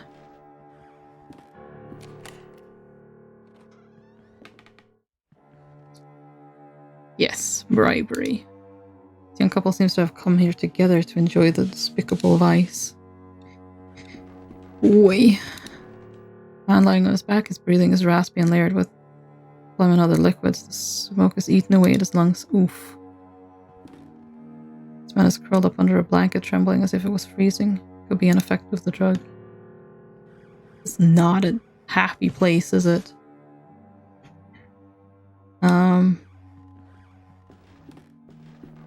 Uh-oh. This is Captain Skid, no doubt he's unconscious, but he still breathes. And that's why we have the smelling salts.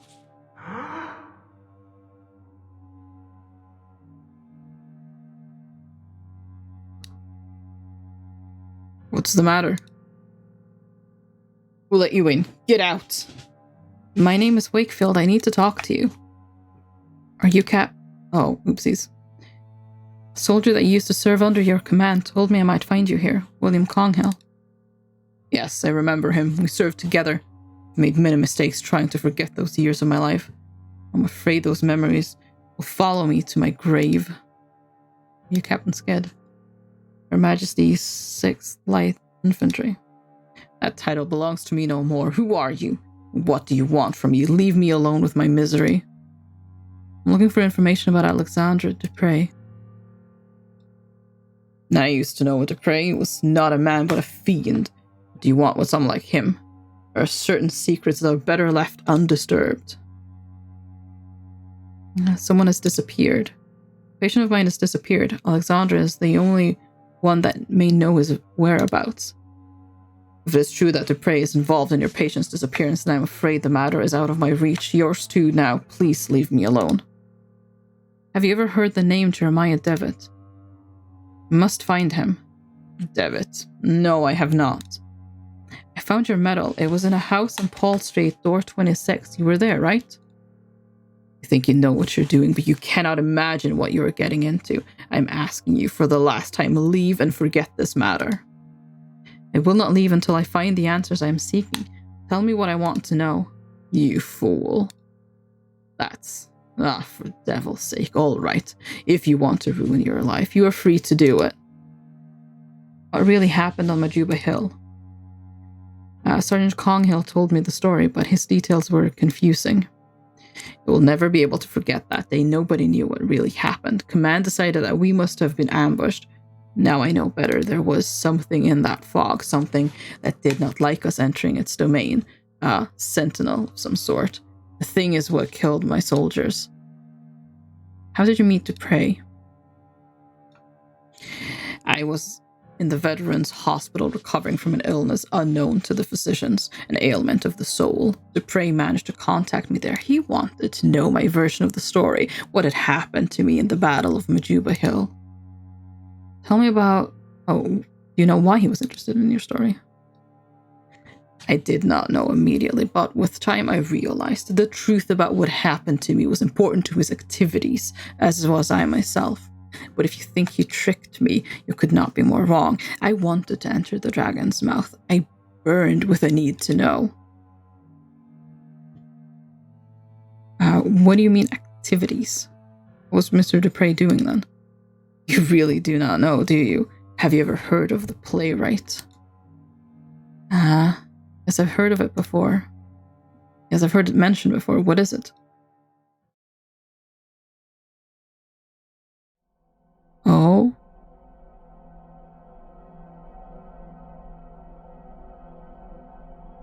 As I imagined, you know nothing. Dupré is not alone. He is but a peak of a pyramid, a vast group in which powerful people take part.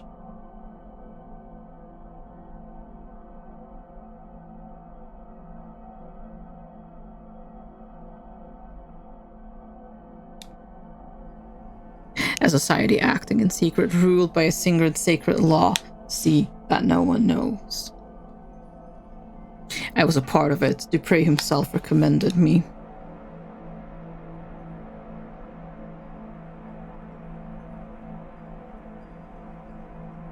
We gathered every month what we saw. You cannot imagine. The curtain of normalcy protects the mind from something, an outer something. The fog of the veil protected us. But through the veil, we could peek into the abyss. We could know of the unspeakable shapes that writhe beyond, a black nothingness entirely full of horrors. Oh. We could never cross the threshold. What we saw was forbidden. Look at me. Forbidden. I could not bear it anymore, so I ran. I ran and I hid from them.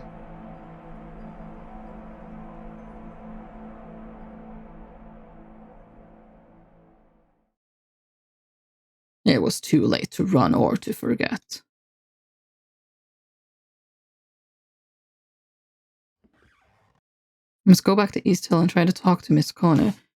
What the captain said is true. She must have been one of them. She could know where to find them. But wait, can I ask about... No, can't.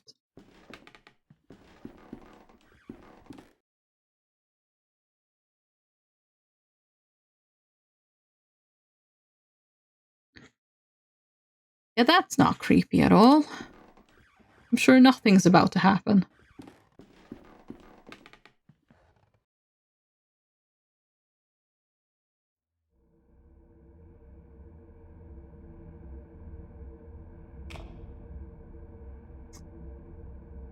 Cannot do this anymore.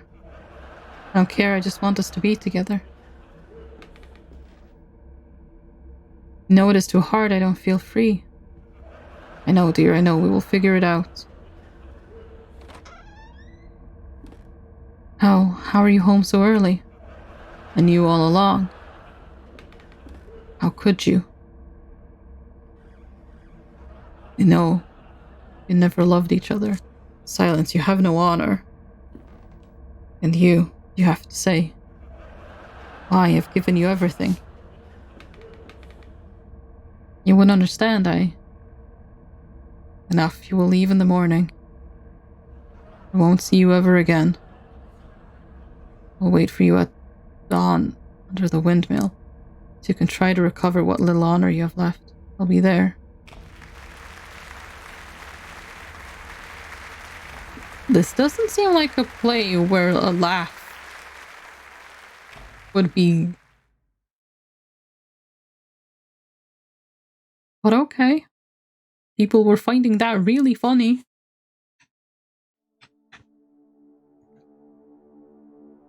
Oh. Wait, what? I must have fainted. What is this? Where am I? Oh no, the mask is gone. A matchbox. And also the candle. This could be useful. Yes, take it.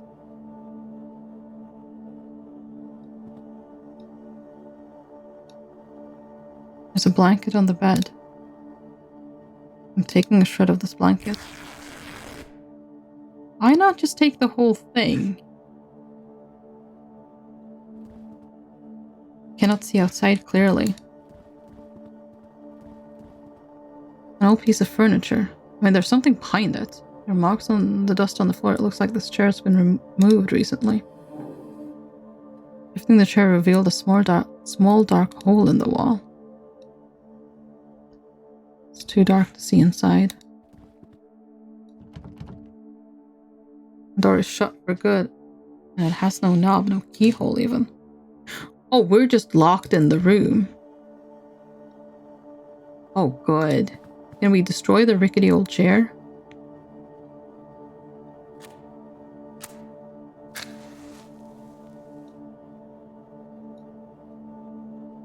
I swear I saw a pair of feet in there.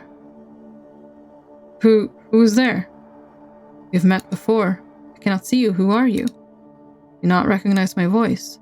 No, I'm sorry, I do not. Do you know what this place is? It's the starting point, the first place to look. Who are you? What are you doing there? Remember this. I will not be here forever. Darkness will light your way. Stay out of the light. Then I will disappear, and you will be alone in the end.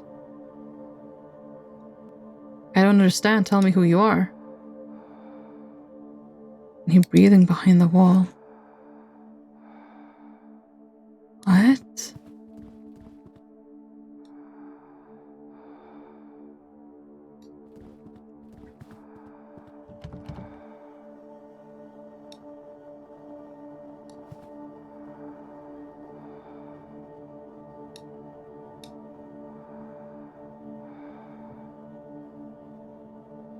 Wait. What? There's something I can take there. Let's take it with me.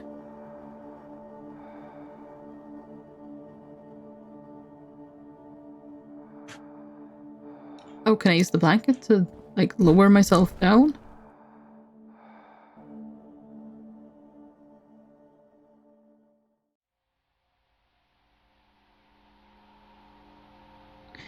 Oh no, I covered the window and now the room is a lot bigger. Right, of course, that... Oh god. Devitt, is that you? Devitt! Does look like him.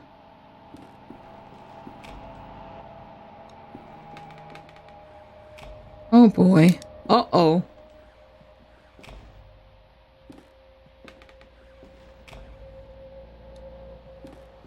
I mean, this is kind of the story we went through with Devitt, I guess. That's a lot of blood.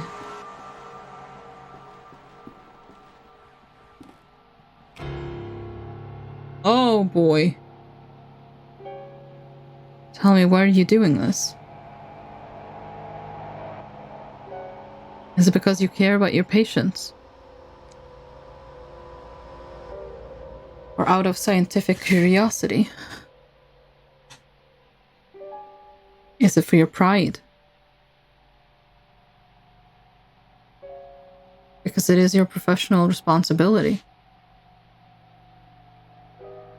Or is it because it is the right thing to do?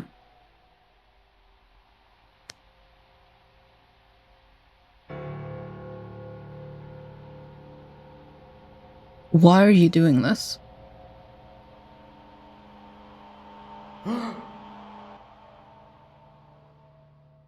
No, David.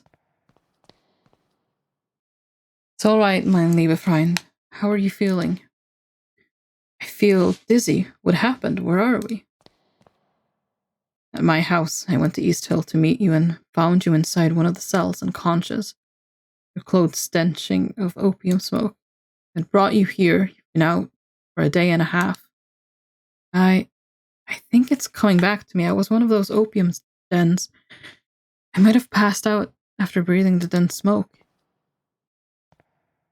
Listen, I've much to tell you. My investigation unearthed a great deal of new information. Alexandre was indeed institutionalized in East Hill, but his files were missing. I managed to track down a man who knew him. You told me a story you would not believe, and... There was this woman, a patient at the hospital. She was completely out of her mind. She attacked me. What is happening to these people, Kaufman?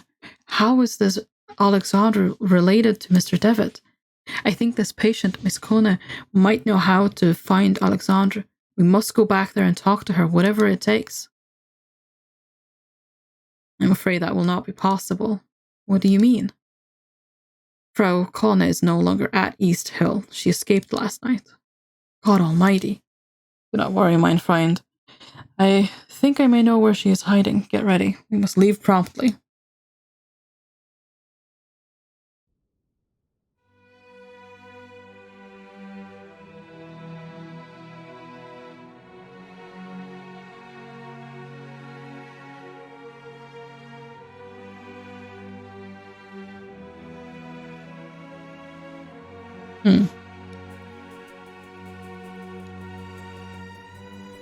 They're coming. They're letting him in. Now that the door has been opened, they're coming.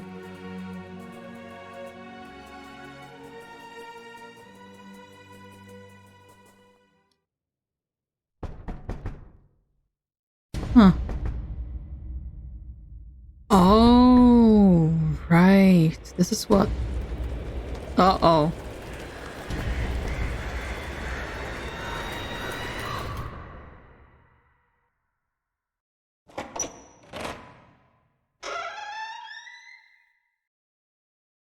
Uh-oh.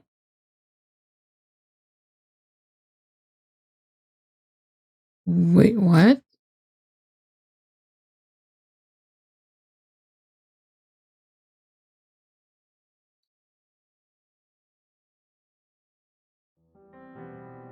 Previously on The Lost Door. Wakefield and Kaufman followed the only clue they had on David's location, the recipient of Anthony's disturbing letter, Alexander Dupre. Wakefield visited the East Hill Asylum to gather information on Dupre's past. Wakefield discovered that Dupre was the leader of a secret society known as the Playwright. He learned that they practice rituals with the goal of peering through the veil, the line that separates the common world from an outer void full of horrors. One of East Hill's patients turned out to be a member of the Playwright, but she escaped the asylum. Wakefield and Kaufman followed her to her hideout, a cabin in the mountains, when suddenly a big flock of birds appeared.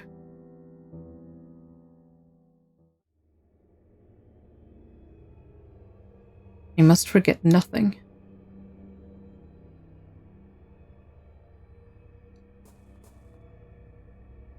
Everything must be set.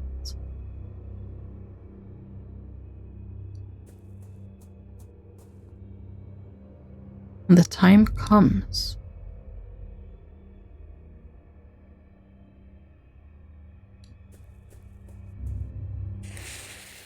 And I am visited again.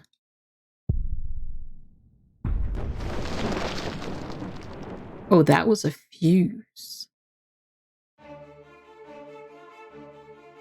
Oh. Okay, right.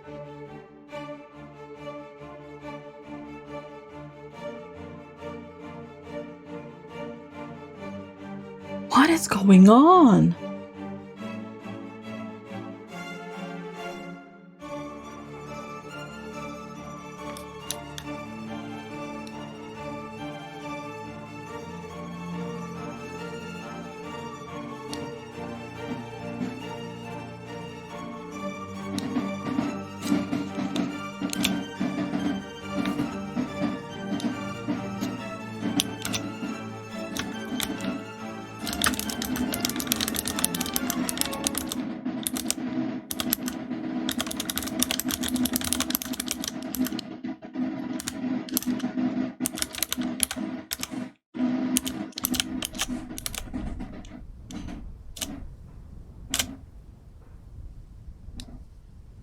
For a moment, the sky was dark. We heard the calls of 1,000 birds, but another sound rose above them, a sound I cannot describe.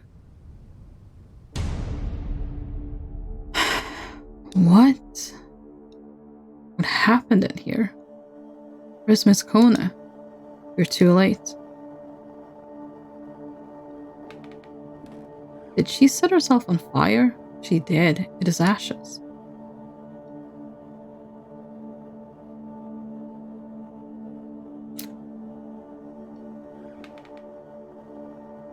Chalk, the circle is drawn hastily on the floor.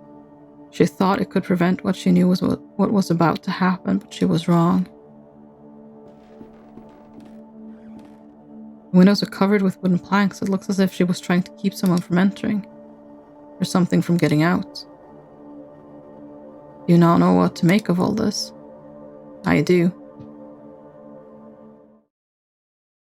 Kaufman knows something.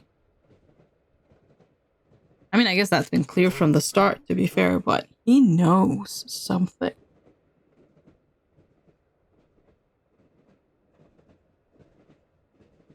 Are you all right, Kaufman? It's nothing, mein friend. Just a bit of a cold. No, mein friend. think we should talk. In light of the events we have recently witnessed, the matter cannot be delayed any further. You must make an important decision. It is not yet too late to go back to our daily lives. If you do not want to continue, you must forget all about your patient Jeremiah Devitt. You'll have to keep it to yourself, everything you've learned about the mystery of his disappearance, and never talk about it again. But should you wish to continue the search, you will need to accept the consequences, whatever they may be. Please do not take this decision lightly. The path ahead is not without peril. You know my answer already, Kaufman. I must know what happened to Devitt. So be it then. As you may have already realized, this matter involving your patient transcends the limits of psychiatry as we know it. We are not dealing with the effects of trauma or the demons of the subconscious, at least not in the terms we are used to.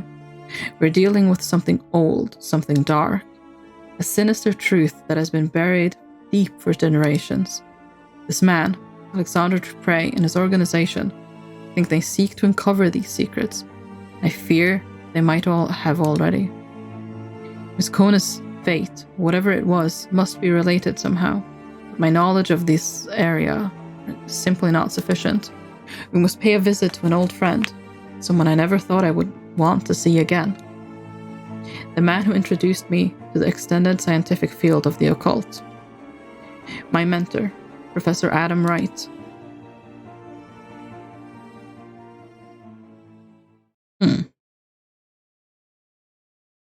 My dearest visitor. Wickport. Wright Manor. Oh. It's snowing! Oh, that's lovely! Oh. I doubt he's away at this time of day. Perhaps he cannot hear us from the front. Let us try the back door.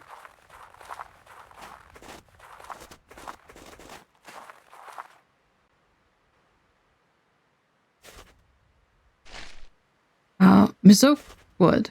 Mrs. Oakwood. She's the manor's housekeeper.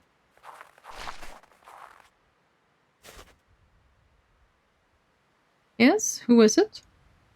Good morning, Mrs. Oakwood. Don't you remember me? Why, Dr. Kaufman. Bless my soul. It's been so long I hardly recognize you. How nice to see you again.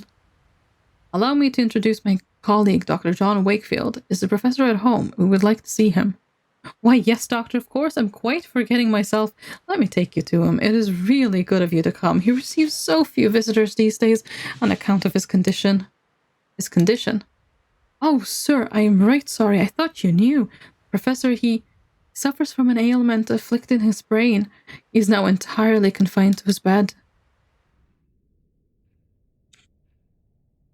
Professor Wright, you have visitors. One of them is your old friend. Look, do you recognize him? It is Johann, Professor, your old pupil. I reckon he does remember you, Johann. It has been a long time since I've seen him so excited. I will leave you two to talk to the professor. It may be difficult to keep him on one subject for long, but it does him such a world of good to speak with old friends. Should you need my assistance, I will be in the backyard. Professor, Uncle James, you are back. It is I, Professor Johann Kaufman. Where is father? Where has he been taken? He suffers from some kind of memory loss. Yes, I'm afraid he will not be able to tell us much in this state. If we could but stimulate his memories, maybe then he could tell us of his research, something to unravel the mystery of the playwright. Perhaps we have a few other options in any case. Let us try. Why don't you explore the matter? There may be some object we can use to jog the professor's memory. Meanwhile, I will try to talk to him about the time we researched together. That could also help him remember. Large wardrobe in engraved wood.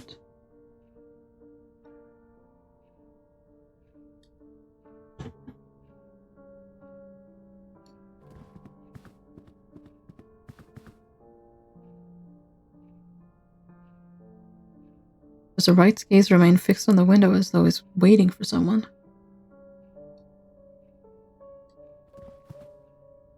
Snow was falling outside, slow and silent. Oh, snow is lovely.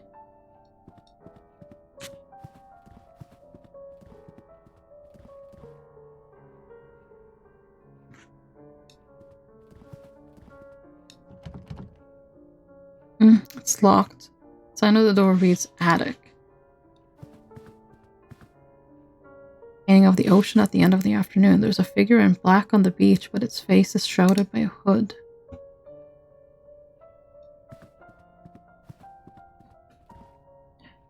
An engraving on paper. The script is from a language unknown to me.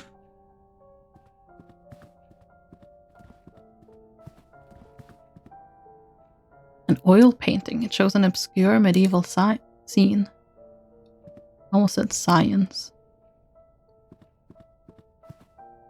An old stone tower is depicted on the painting. Thorned vines have slithered across the entrance, forming a swarming blockade that almost seems to come alive when stared at. Too long. Interesting.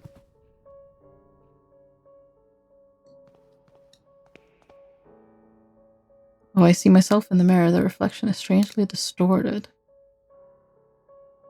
Oh. Common radiator. A large porcelain tub, its hefty weight supported on 4 blackened iron feet. A thin ring of damp residue around its interior suggests recent use. A gilded pipe. It runs from the floor to the ceiling. Okay, so that's going to be a detail to remember somehow. It won't open.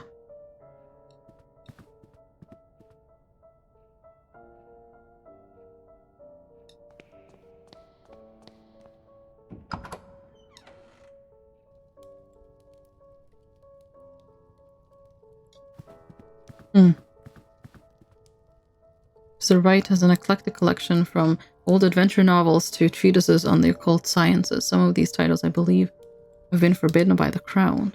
Oh my. Painting of the cliffs of this region. A tin soldier. It looks to have been painted by hand. It commemorates some sort of military campaign that I've not heard of. Fire burns fiercely, rendering the air thick and heavy in the room.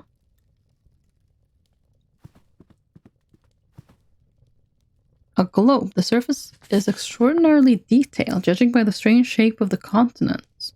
This must derive from a fictional work or some prehistoric era.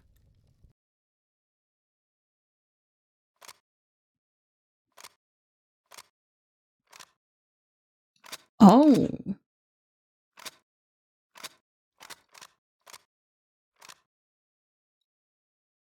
Ah. Okay, that's a puzzle.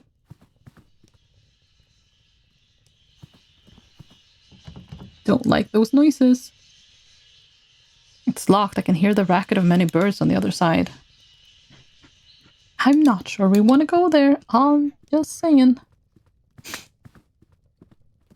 Okay, so that globe will probably open if we find the correct way to open it.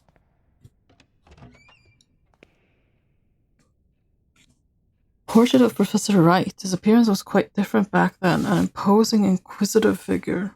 An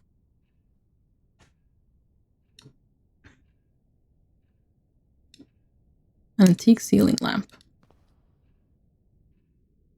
Well, I guess that was obvious enough, to be fair.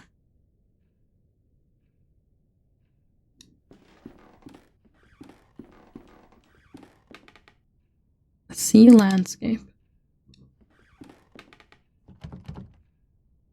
It's locked. There's a lot of locked doors in this house. Why? Why all the secrets? Cast iron wood stove. Bread oven. Various ingredients. Glass jars filled with spices and pickled food. And another locked door. A small sign reads basement. Oh, we probably don't want to go to the basement anyways. The basements are usually creepy.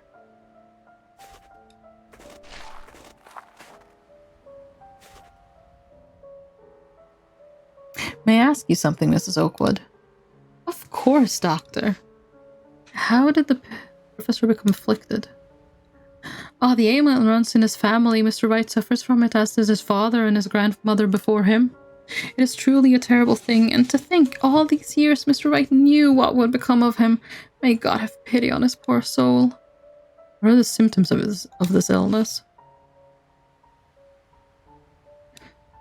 Well, I can't speak those very long words physicians use, but I can tell you what I see in him. Professor Wright hardly remembers a thing from the last 40 years.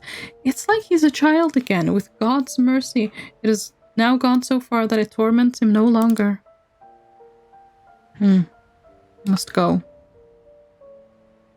I'll leave you to your work. Thank you for your assistance. Have a good day, Dr. Wakefield.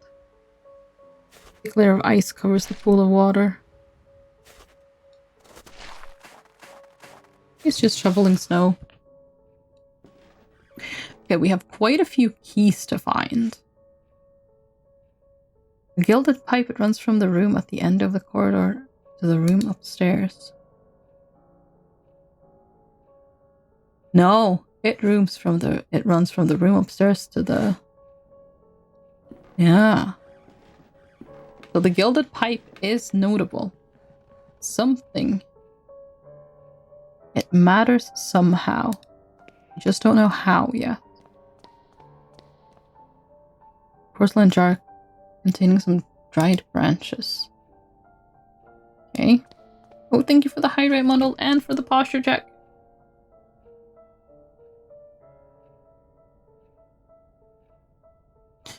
There we go. Oh, that's the... on the outside.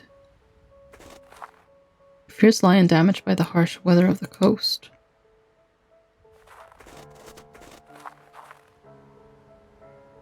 Its head is missing. What's this? There's a strange ornament on the wall. I think I can move it.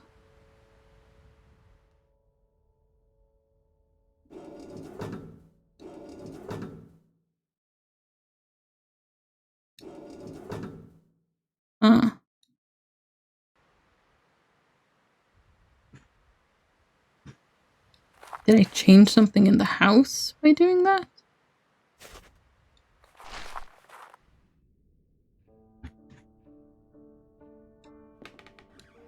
I mean, that's still locked. I need a key. I would imagine.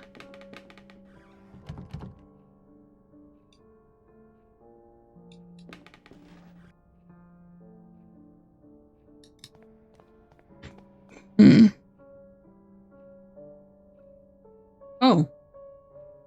An enormous painting showing a torrential river and the waves splashing on the banks. In the background, I can see an old church apparently abandoned. I meant to just go upstairs, but that's interesting. Let's see. That was the...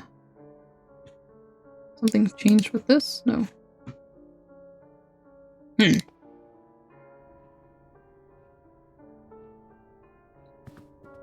Is it possible to...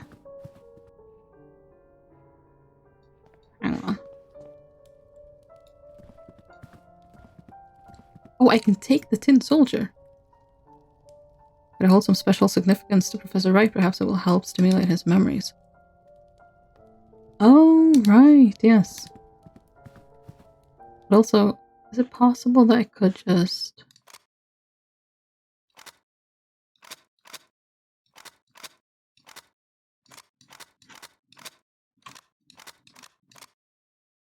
Probably not.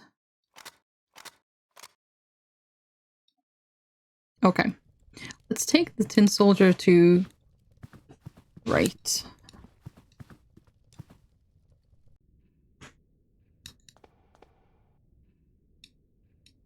We'll probably get the clues we need as we go along. Oh, it's this room. Use the soldier on him. Do you recognize this, Professor Wright?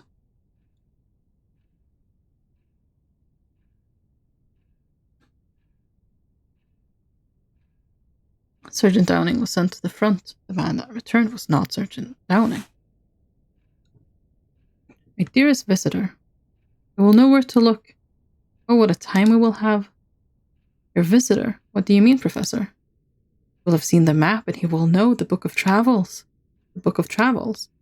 Yes, he will work it out. But it must not be too easy, no. But he will find the prize, I am sure. Prize? What on earth is he talking about, Kaufman? Something concealed, something precious. In his adult state, could he have hidden away parts of his research? He was always a proud man. He would not easily have forgotten his most groundbreaking work. Sense of its grave importance at least would have remained. In his confusion, perhaps he holed it away somewhere for this dearest visitor of his to find. I'm going to explore the manor. Perhaps something will relate to these latest ramblings. Meanwhile, I will continue my endeavors to try to revive his memory through conversation. Ken, thank you so much for the raid. Welcome, raiders. Hello. How are y'all doing? Welcome. How was the rest of your stream, Ken? And thank you, Mundle and Exo, for the shoutouts. Hello, welcome. I mean, I'm guessing that... How did you still beat me? Look, Mundle is unescapable or something. Maybe a book here in the bookcase. It was good. That is very good to hear. There's a large volume here, quite worn. It's an illustrated edition of the Travels of Marco Polo. Perhaps this is the Book of Travels that Professor Wright mentioned. It's a mark on one of the pages. That's very good to hear. We are playing a slightly creepy point-and-click game. Well, we don't really know what's going on. I have to go, but have an awesome rest of your week. Thank you so much. Have an awesome rest of your week as well. And have a fantastic rest of your day. So we're trying to figure some stuff out, but the man that we need to get information from has lost his memories. Oh, and also, hello to those of you who may not know me. My name is Natalie, and I am a variety streamer. And today I'm wearing a heartbeat monitor. But this game is more creepy than scary, so I'm not sure how much it's gonna go off. We'll see. I don't know how scary this part of the story is, because Season 2 I've never played. I played Season 1 ages and ages ago, but didn't really remember anything of it, so... Yeah. We began our journey crossing the unforgiving desert, always facing the sun, the setting sun. At last we arrived at the merciful sight of the great ocean. We followed the coast north, in dear hope of reaching our home. It was not to be. The king of the land had declared war on the great Khan, so we were forced to return as we had come. We never set foot in that bloody land again. Near there was a port just a few miles to the south where we could find a boat. Our sea voyage was short as our sails billowed with the powerful southern winds. We reached the most eastern cape and landed there. Our backs to the sea, we marched forth and soon reached home. Wait, so... Okay, so... Starts at the desert, to the ocean, north, then back again to the south, eastern cape, and landed there. Oh god.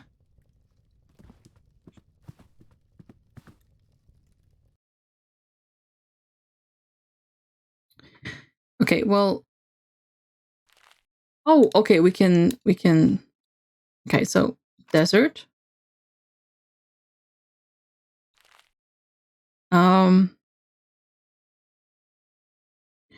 But let's see, it's always facing the setting sun, right at the merciful side of the great ocean.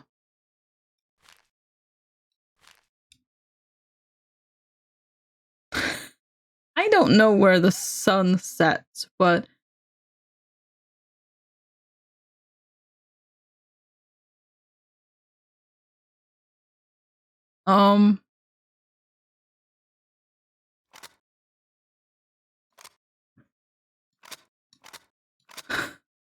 okay, I'm just guessing at this point. I mean, north is that way.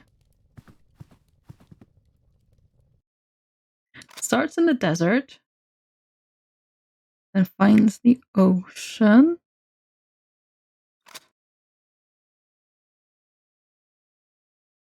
North? No, wait.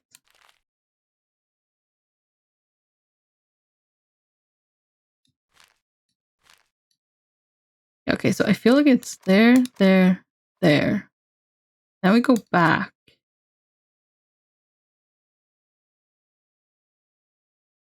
And then just there.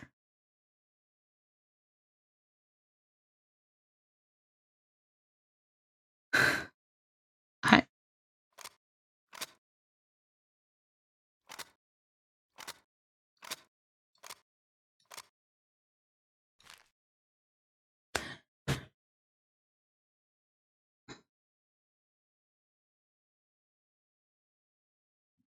The sun, okay, so the sun rises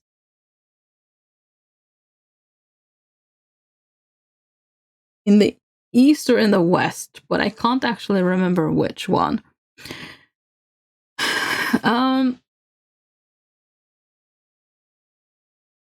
But it starts in the desert, so if it's the sun sets in or rises in the east and sets in the west, then that makes sense because we're going from the desert to the coast, to the little brick of the coast. And we follow the coast north in dear hope of reaching our home soon. Oh no, I understand now. Okay, right. So this, there we go. And that's home. Yeah. I was thinking the bottom one was the home, but no, they wanted to go north to reach home. So clearly, it seems I have triggered a hidden mechanism. A small compartment is opened in the globe. There's a sealed letter inside. It is simply addressed to my dearest visitor. Kaufman needs to see this before it is opened.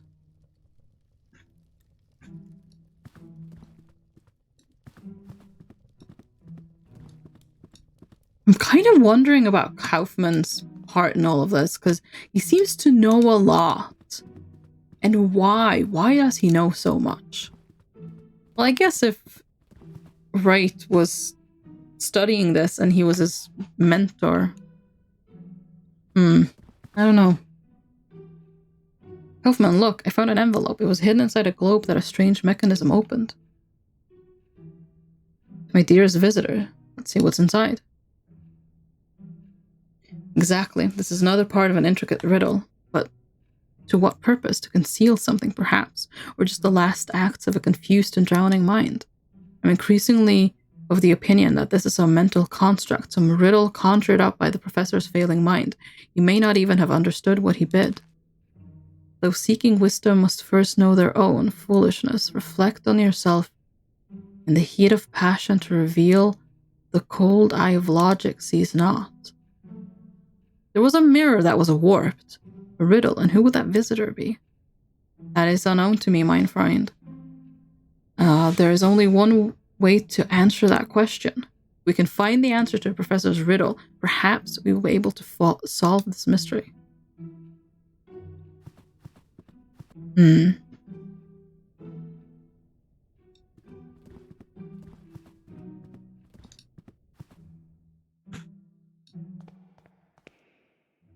Reflect on yourself, said the riddle, and the cold eye of logic sees not.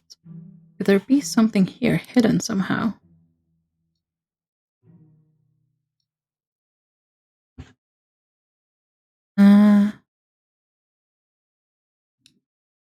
Common radiator.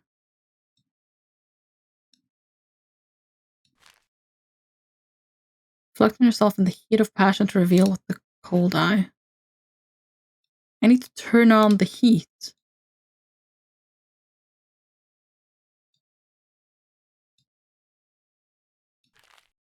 Oh, I can't do that. Can I? No. I need to turn on the heat. Surely. Or just like breathe on the mirror. One of those two.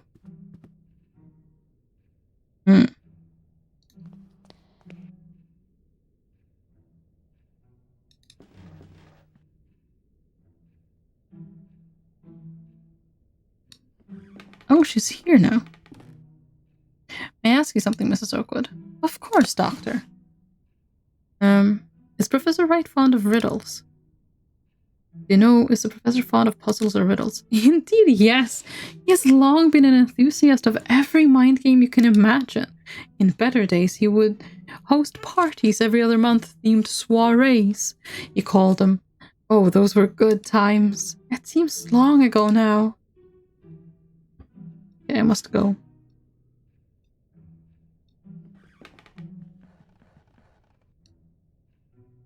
Okay, it's just a bread oven. Can I take some... An old teapot. Oh, it's filled with cold water. Oh! Warm the water. Make steam. Yes. I want to heat the teapot on the stove. I'll need to start a fire first. The stove already has plenty of wood. Do you have matches? No. Okay, bye. Are these matches? Yes. Take the matches. Okay, matchbox. There we go.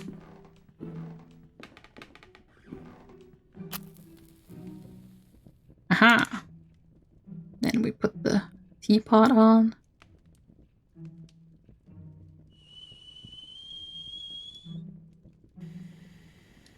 Water will cool soon. Well, we gotta go quick. And quick we will go.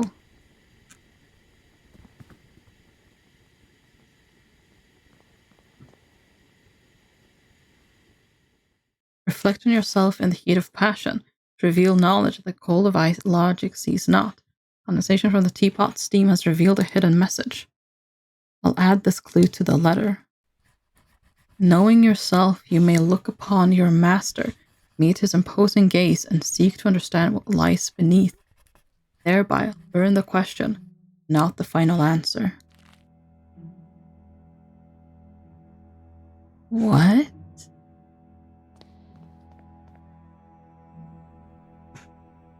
Okay, if we take that to... Can I not talk to him about it? Only by answering the riddle can we hope to...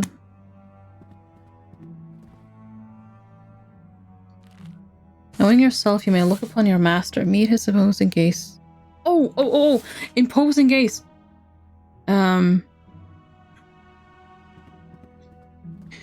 was a painting of him where he had an imposing gaze. So, something beneath. Look upon your master. Meet not only his imposing gaze, but seek to understand what lies beneath. As is expected, there's a small key taped to the back of the picture frame and a note. I'll add this clue to the letter. Question is, the world from the peak of a man's tallest tower. The answer yearns up to it from the root of life and time itself. So from the upstairs locked room to the downstairs basement? I don't know. I'm just grasping at straws here. A golden key. It won't open. But if I use the golden key does not fit this keyhole. Okay. Now let's try the attic. It was the attic door. Shelf covered in old ornaments, pieces of metalwork, pipes of strange shapes. Some kind of round mechanism. Wait.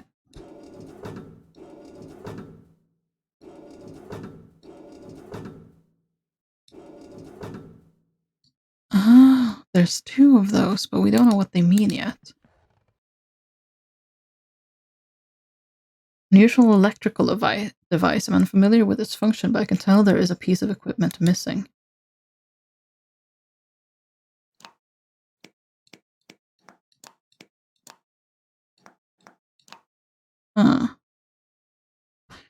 Okay.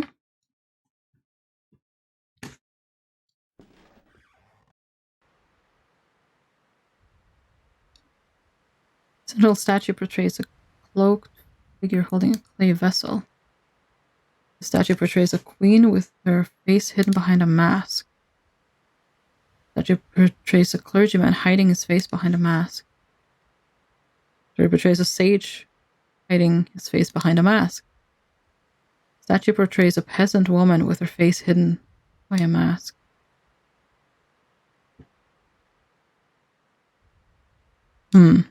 Okay.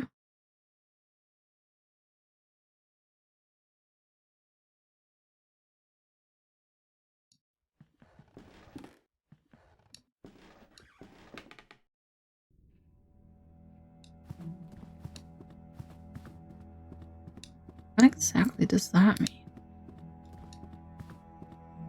Can I get to that from the outside?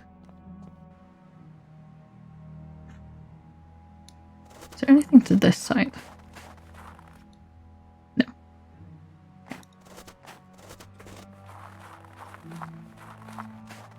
Oh, wait, actually, there is a down. Oh no, that's just leaving. Okay, right. Well, we don't have any other addresses to go to at the moment, so we shall stay put. But then there is a path here, yeah.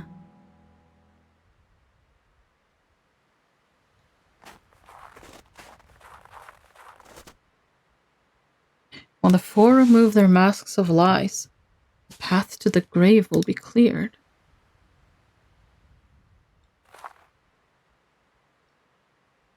Central statue portrays a cloaked figure holding a clay vessel. The vessel has a small hole in it, just large enough to see a metal object is hidden inside.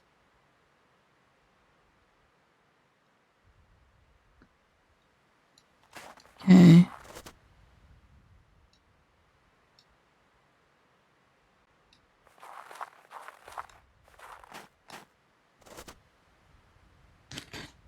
When the four remove their masks of lies, the path to the grave will be cleared.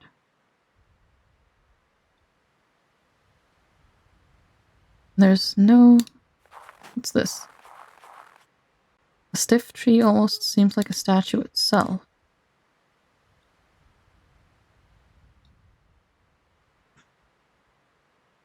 Can I burn it? No.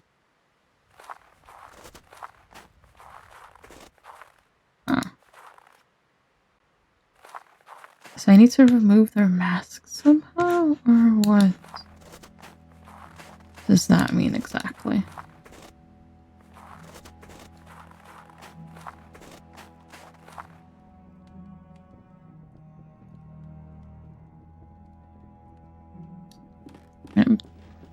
That's still gonna be locked.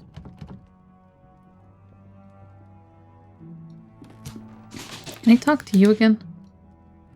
No. Okay. Bye.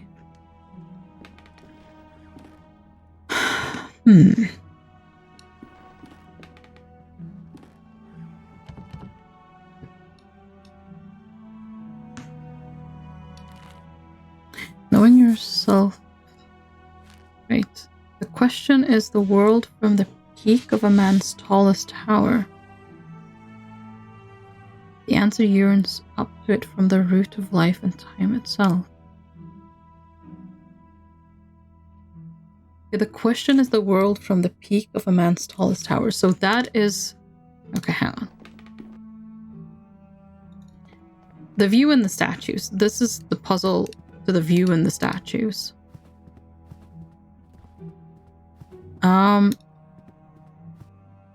I did not have a look at the tree. Okay, I can't select the tree from up here.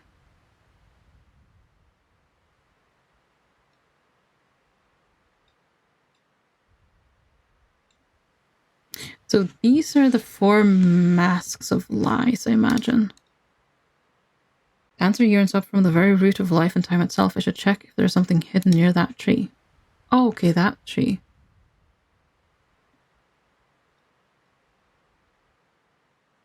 Okay, that particular tree. Gotcha.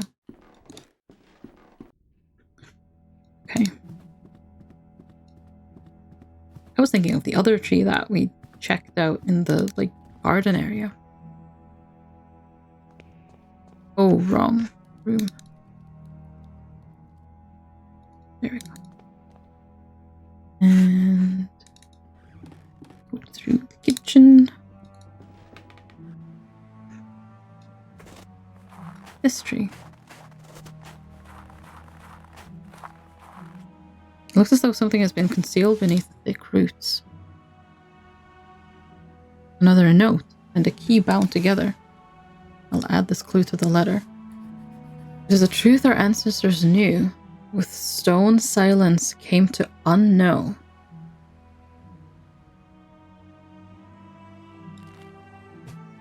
This key has been engraved with the shape of a feather. Well, there was... No. Okay, never mind.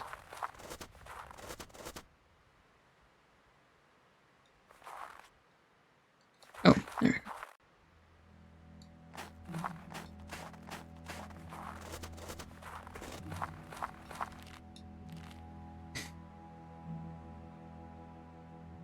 It is a truth our ancestors knew, and with stone silence came to unknow.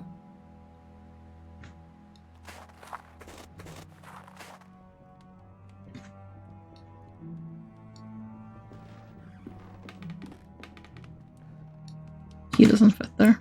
I kind of thought it wouldn't, but let's try it out anyways. I don't really think the key is for any of the doors, I'll be honest. But then we haven't found anything else where we could use a key, and it didn't seem to be possible to use a key on... like, because my first thought was the clay thing, since there was something metal poking out. But that wasn't it.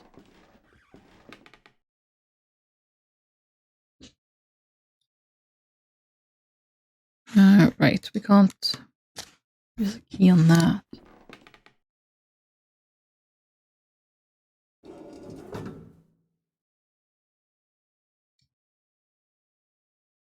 Hmm.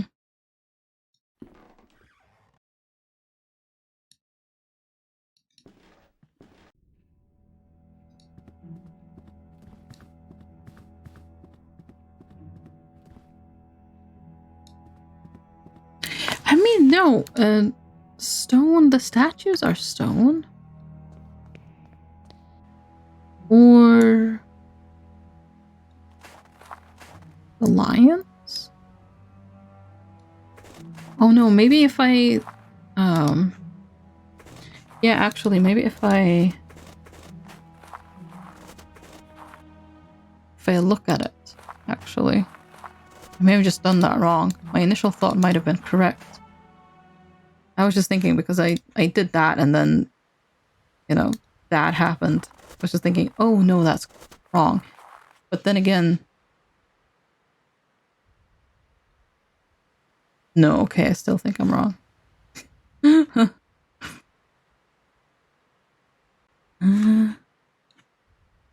I use it on...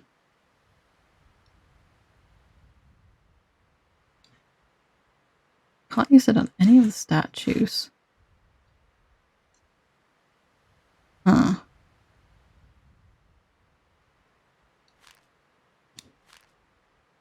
Is a truth our ancestor knew. Truth our ancestors knew. And with stone silence came to unknow. What? Okay, this one confuses me.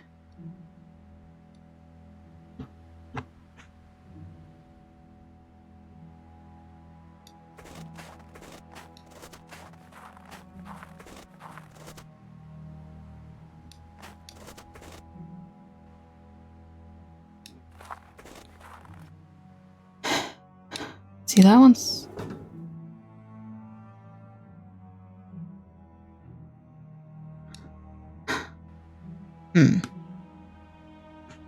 Okay, well, we don't know the context of those yet.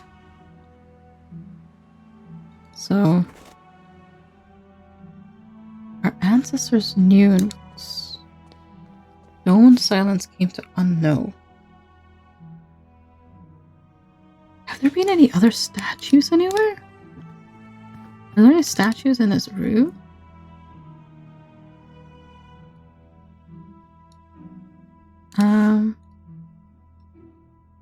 Is there a key?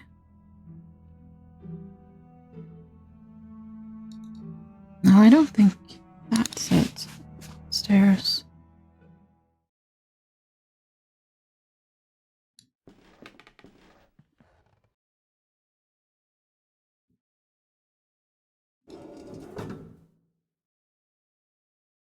That's a bird.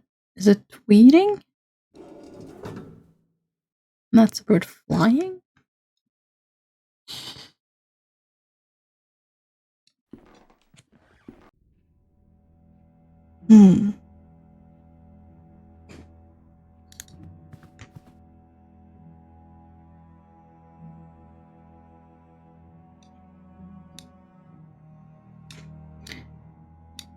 I'm just trying the key on everything now. Oh, wait. No. The pipe? No. I am confused. I don't know. Feather key. Why specifically a feather key? Have we seen anything that's like a statue of a bird? Wait, no, the bird room. That's right, I forgot. I completely forgot, but there was a room here where, yeah, we just heard the noises from a lot of birds. Not so sure we want to go in there, but here we go. Okay, there are just caged birds. Oh, these cages are way too small for the birds. This cage, there's a bird with a black head and an orange breast. Signs read Prula Prula. Truth our ancestors knew, and through stone silence came to unknow. There's a small compartment in the base of the bust. Inside this, a note. But only by entering the gnashing jaws of primal horror. Primal horror. I'm guessing the lion? Inside the cage, there's a crow with the black and grey feathers. The sign reads Corvus Chronix. A curious bird with long legs. Sign on the cage reads Porphyrio aleni. There's a bird with a pale brown breast inside this cage. The sign reads Xenia megahinctus. An embroidered cloth covers this cage. On it is written, if the birds are silent, the face trails off.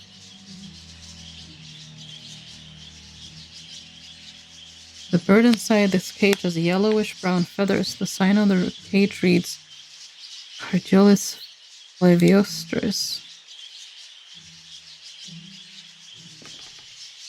A bird with red feathers on its head and breast. Ericacus rubicula? The bird inside has a grey breast and brown wings. Passer domesticus. Cult update Nathis died. Oh, no! Oh, that's a tragedy. Oh, I was the best follower, right? This bird is black with a yellow beak. Sign on its cage reads Turdus merdula. My defense, you betrayed me. Oh, I don't believe that at all. I would never. Inside the cage, there's a small bird with a black and white wings and feathered crest. The sign reads, Pupa Pops. You're the worst. You lived 13 days. Well, that's not my fault if you killed me. I could have lived longer.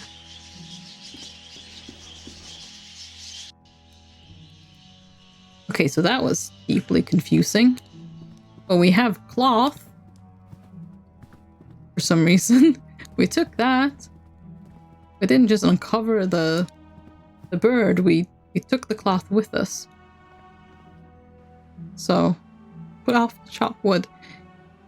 Good luck chopping wood. Have a nice stream. Thank you. Only by entering the gnashing jaws of primal heart. Yeah, it has to be something hidden in Lion's mouth. A lever.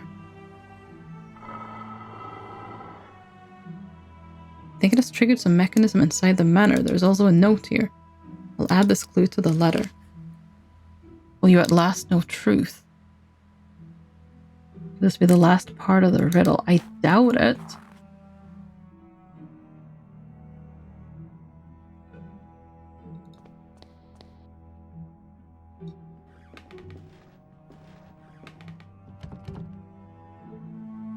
It's locked.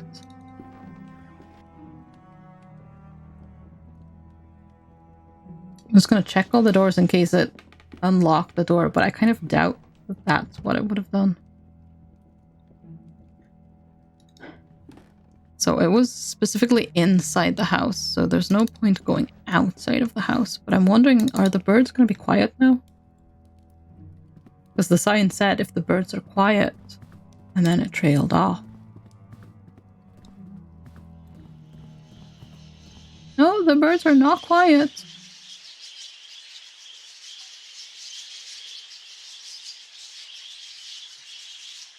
Through the glass I see rolling hills covered in snow. Oh, that sounds really nice.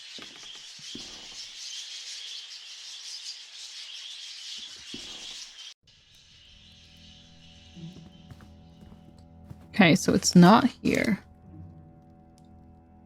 Oh, no, I didn't mean to. No, I didn't mean to. No. I just wanted to walk through the room. That's all I wanted. That's all I wanted. Okay, I'm guessing. Yep. Has anything changed in here?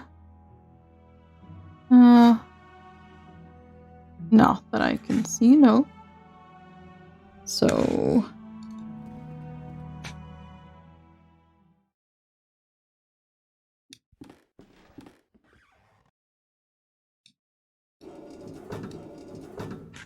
that still just does that, and we don't really know what that does, do we? Okay. Well, then I have no idea what happened in the house. Unless something happened. Oh! Was that there when I... Oh no, I never walked to the edge of the... Oh! Okay. This looks like Professor Wright's archive. Should bring Kaufman here at once.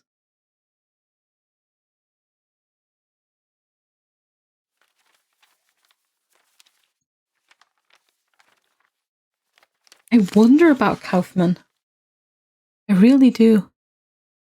Experiments 1885. Let us see.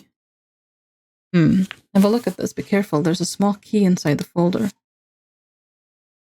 You could just extract the key. 1st of August, 1885. Results at last. After many months of tedious observation, something has finally come from the other side. I heard the sound of footsteps exploring the proximity of the stone archway. This would seem to verify my hypothesis.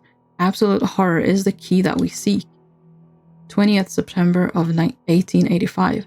Now that they have proven themselves useful, I have installed 2 new devices in the outer tunnels. I dare not go deeper. I've not heard it again, but I know the thing must still be down there in the dark. 12th of November, 1885. Containment in the underground tunnel has been breached. It's gone. 15th of December, 1885. I've no choice but to abort the experiment. I can no longer be controlled. There is but one thing left to do. I will seal the tunnel and hope that the abomination remains forever entombed within.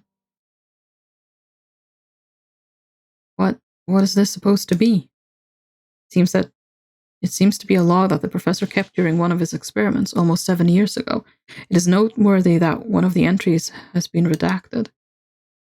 But what is written in there, it cannot be true. It must be some kind of hallucination. A sign of Professor Wright's illness, maybe. Perhaps, though we should not jump to conclusions. We can conclude that the professor had another working place underground. Perhaps that key opens the basement door. It could be a route through this underground tunnel. Meanwhile, I will keep looking through these documents. There must be something more than that folder among this mess.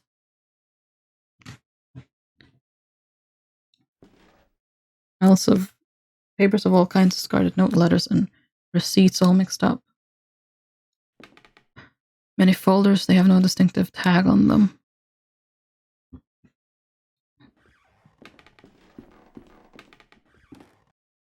There's some kind of metallic hatch on the wall. There seems to be no handle on it.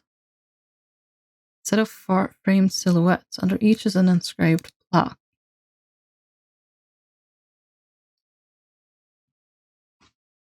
This well-positioned man, he fell madly in love with the younger daughter of the Bartleys, so he proposed to her.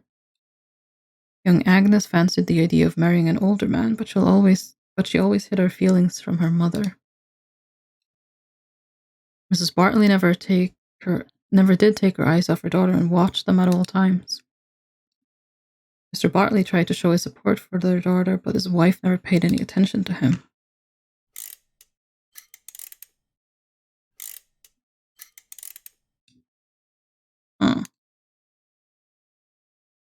Okay. Can I cover? No. Post that. Would just be silly, wouldn't it? A long series of folders with dates on them. Complete this array. Okay, well, off to the basement we go. Because of course we do. Who doesn't want to be in the basement where there's possibly an abomination entombed within? I really do wonder what Kaufman's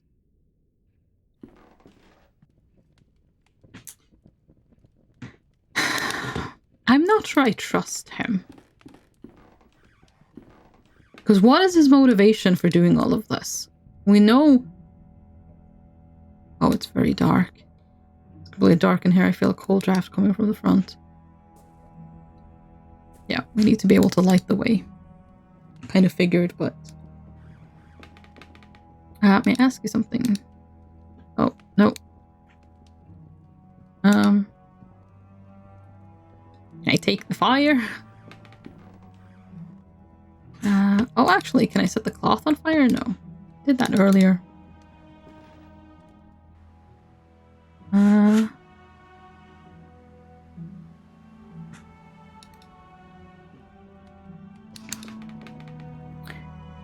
I don't remember having seen, like, a candle or anything like that anywhere.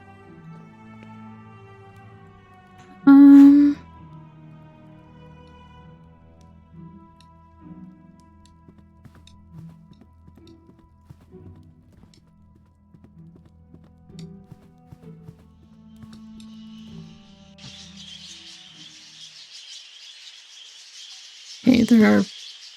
Yeah, no, pretty much only birds in there. So, nothing to set on fire. Unless you want nuggies, but there's more involved in that process than just setting birds on fire. Usually, you know, there's a whole other thing first, so...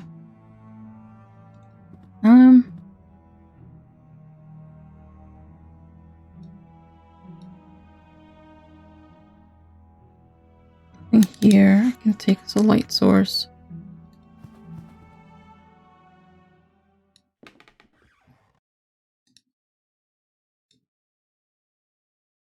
Okay. Nothing there.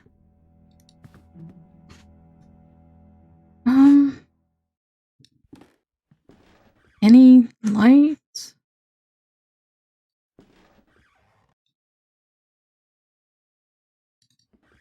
I don't know where to find like a lantern or something.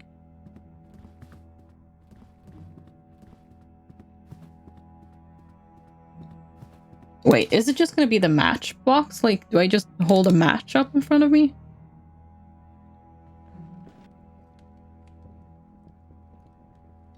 Like, that wouldn't give a lot of light, but it would be some. Oh, okay, yeah, that is exactly what we do.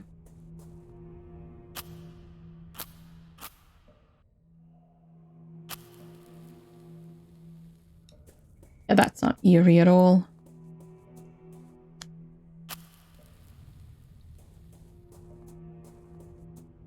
Yeah, no, I'm totally fine with this.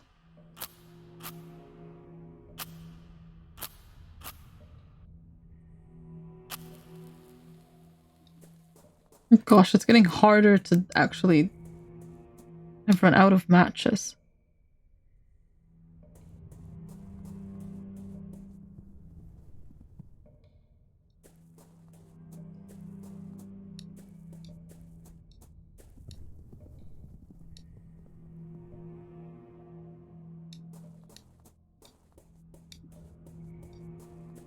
Is this what you're supposed to do here?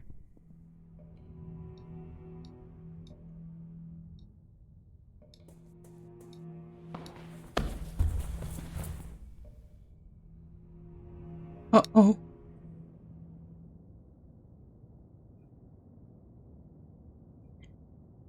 I've fallen through a hole. Where am I? Airflow is stronger down here. Working lantern. Now I can get out safely. This part of the tunnel is blocked by a cave-in. The underground tunnel is not accessible from here. I should go back. Thank goodness a ladder. How sturdy is that going to be? Looks like a component of some sort of machine. Oh, take it. We already know where to use it.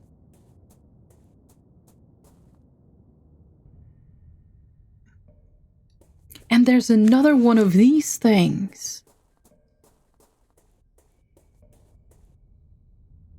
It's a mechanism of some sort. Yes, it is. Huh. Okay, we'll probably have an explanation for that soonish. We know of 3 of those. One with birds, one with like a tower, and one with either a closed door and an open door or like a moon. This old furniture has been left here to rot. Okay. If we cannot access the tunnel mentioned in Professor Wright's log, how can we find the missing parts of his research? I must talk to Kaufman about this. I was able to use the key to explore the basement, but there's a large hole in the floor. One side of the hole may lead to some sort of tunnel, but it was completely covered in rocks and debris. I could not tell for sure. Covered in debris? It sounds as if the professor succeeded in blocking the entrance to this underground area. Yes, indeed. It is unfortunate for us. I've made some progress of my own, my friend. I think this could help us elucidate the next step in our search. Have a look.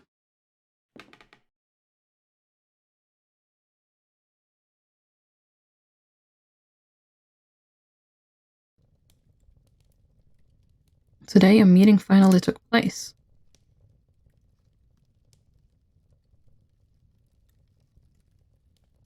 You see, Mr. Wright, our organization is keenly interested in your research.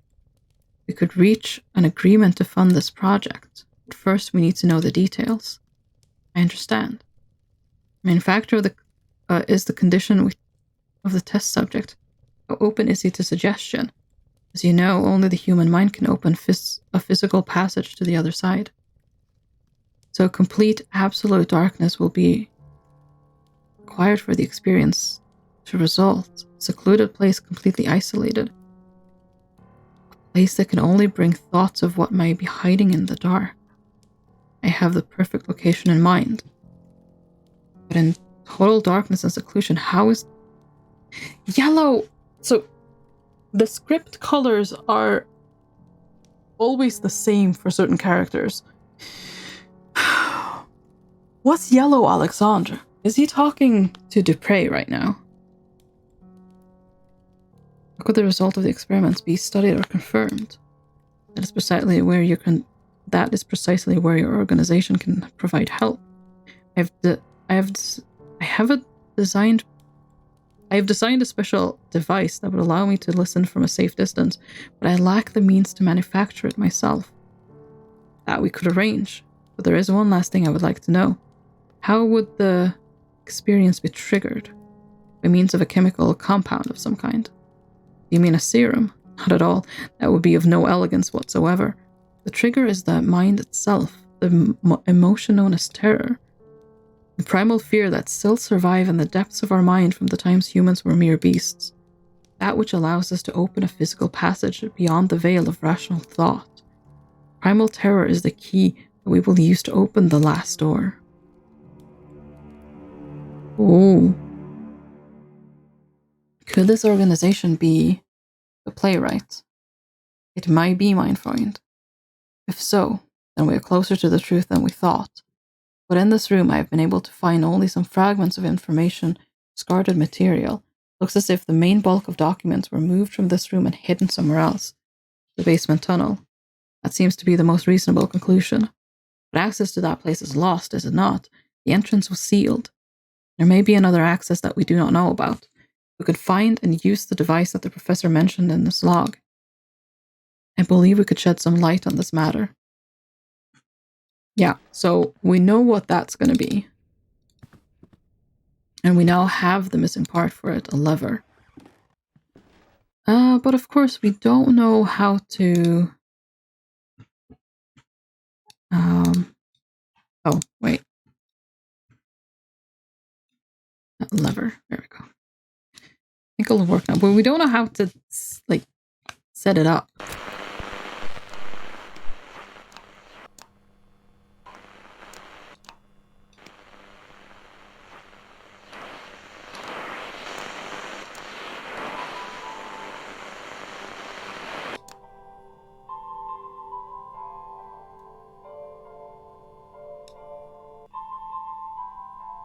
The sound.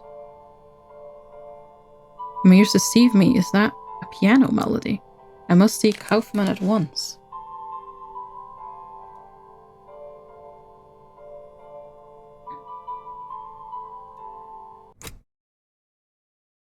Not to state the obvious, but it sounds as if someone is still down there, playing the piano of all things. But how is that even remotely possible? I do not know, but this means something important to us. It means there is another entrance to the underground tunnel, and that we must find it. But we have run out of leads. We did not find anything of use in the archives, and Professor Wright continues to mutter incoherently about childhood memories. We must hypnotize the professor, mein lieber Freund. We are running out of options. This may be the only way to find the answers we seek. Look at this candle. Fix your eyes upon it. Your body is as light as a feather. Everything around you fades. You're entering a dark, endless void.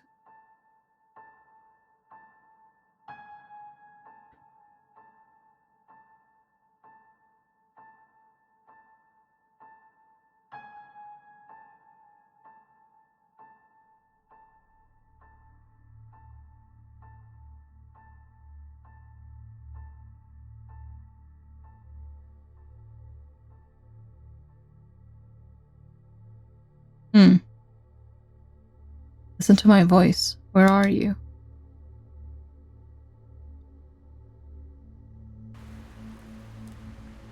great number of trees surround me. The sun is setting soon. I can go north and west. Go north. Stand beside a waterfall. It is not water that falls, but mud and rock from a great height. They fall and fall into a bottomless abyss.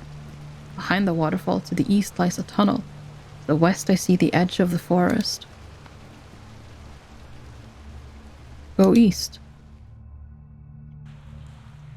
I'm in a dark tunnel. Oscar is here as well. He's upset. He yells at me. He begs me to stop. The tunnel divides into many passages. I can go north, south, and west. Go north. I'm in a large open space with a piano. Something stands next to the piano. I can't see it clearly, its face. The tunnel stretches into the dark. Walk down the tunnel. It's a very small room. In the center lies a deep pit. A ladder goes down. It is so dark. Down there it lies. It waits. I will not continue. I must go back. Go down the ladder. I cannot. I can hear it with me. Its breath. Dear God, I must flee. I must continue. It waits for me. It waits down there. I've gone down the ladder. I cannot see. It is pitch dark. I can feel its breath. It is here. It is with me. Oh, jeez. Enough. You went too far, mein Freund. You are right. I did not think you would react this way. You did well stopping the trance, Kaufman. I think it would be best if we leave it for today. Let us return to the inn. Reflect tonight on what we have witnessed here. Tomorrow, let's discuss the next step in our investigation. I'm so confused. I have so many questions.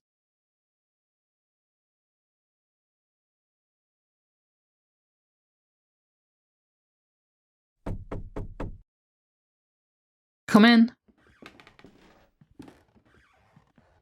Kaufman, are you all right? Worry not, Wakefield. I am just feeling a bit feeble. It must be all this cold and humidity. Nothing serious. I would like to know your opinion about what we heard during yesterday's session. Do you remember anything that could help us in our search? Well, the seaside. The sea was a recurring theme during the hypnotic regression. Yes, it is true. Maybe the entrance to this tunnel is somewhere closer to the coast. Mysterious figure. Through a trance, he saw an unknown figure with no visible face, the floating body in the water, the person near the rocks, the one beside the piano. Yes, indeed, but I'm afraid it is too soon to unveil the true meaning of those images.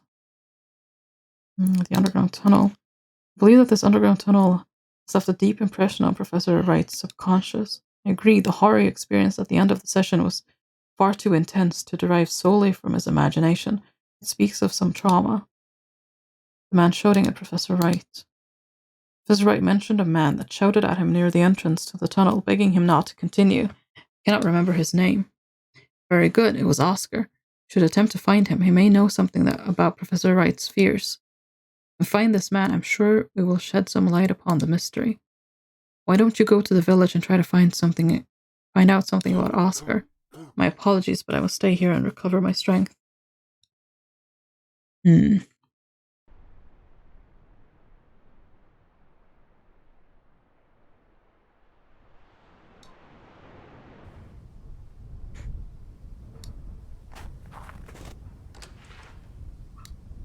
Okay, just walking into people's houses. Oh no, this is...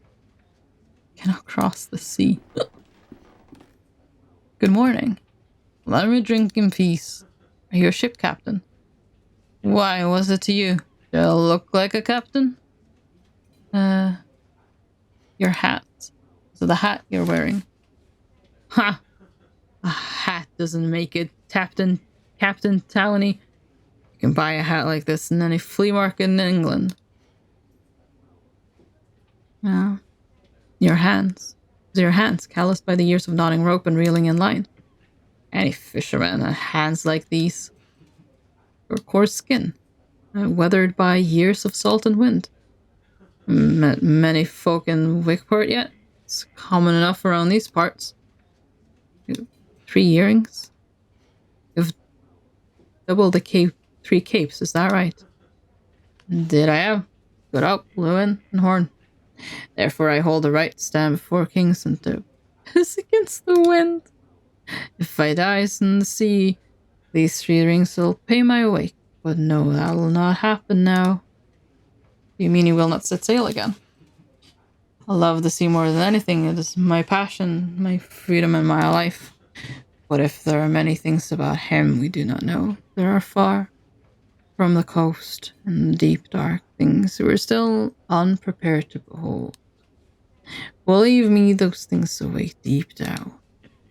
Have you seen any of those things? No, but you may have heard 1 or 2 of the stories of the fishermen tell of things seen out there. It is not but tales for young'uns, mere superstition from men too cowardly to face the dark. Any good seaman knows that in the strong wind a stretched rope can shake and sing. I myself have mistaken such keening for the wail of a child, but there was one time it was nothing of the sort. Then the sea howled. 'Twas not thunder, nor a strong wave clashing with my ship, no. It was like a voice. It spoke to me in a language I cannot describe, sound muttered by a living something, call unlike any I had heard before. And I understand. Now, what did you understand?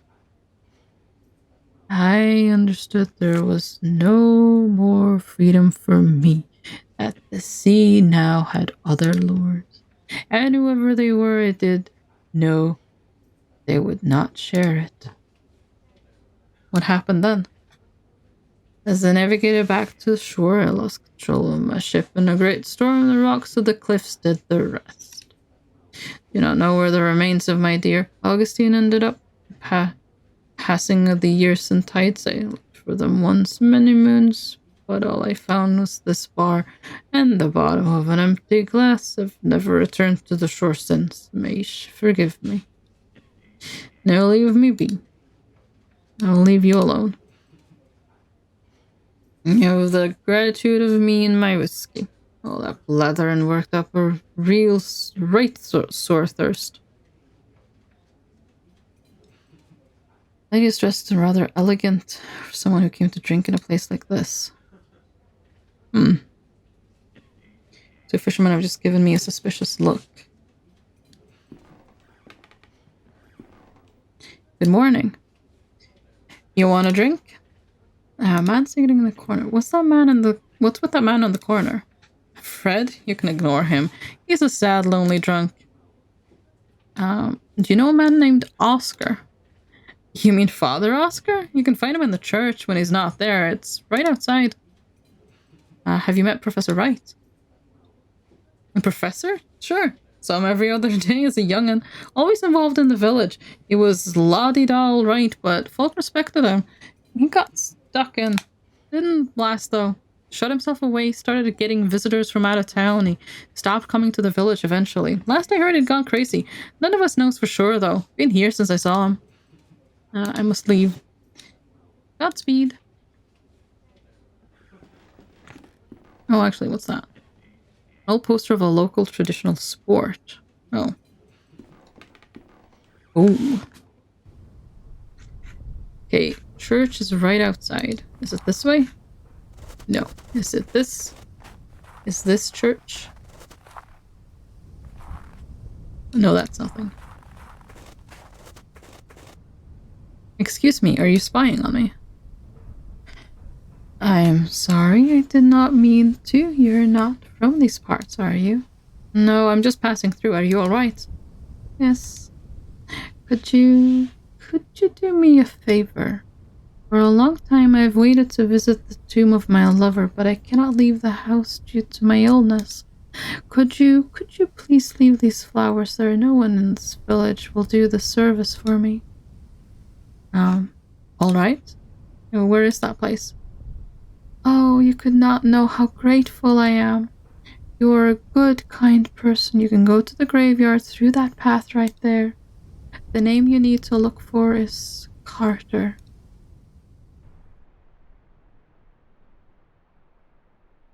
Okay, we now have the graveyard. Okay. Why were you spying on me? Oh, do not put it like that. It sounds so terrible. I just watch folks passing by. I cannot leave the house, so I spend my days at the window. It is awful interesting. You'll learn a lot about people this way, you know. Really? What can you tell me about myself? I've only observed you for a while, but I can tell you are on an important mission looking for someone dear. There is a worry over your shoulder and a long way ahead of you. Well, that was remarkable. I am frankly astonished. What can you tell me about the barmaid? Eva is a woman with a strong character. Once I saw her kick out a group of drunk sailors from the pub without a doubt. She is in a bad mood lately because business is not what it used to be. She will not leave the village, though, as did the others. You can tell me about Captain Morville. Poor Fred is always drunk. In the old times, when he was not sailing, he had long walks on the beach and he looked happy.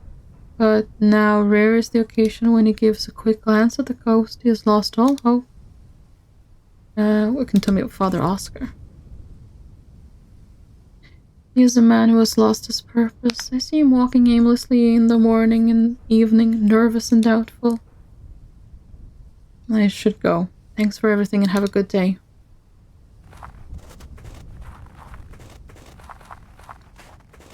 Oh, that's the church, probably. It's the door of the Church of Wickport.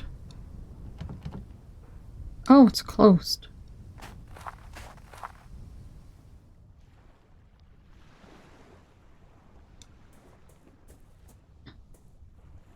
An old rotting boat rests on the shore, the name Providence written on the side. Huh.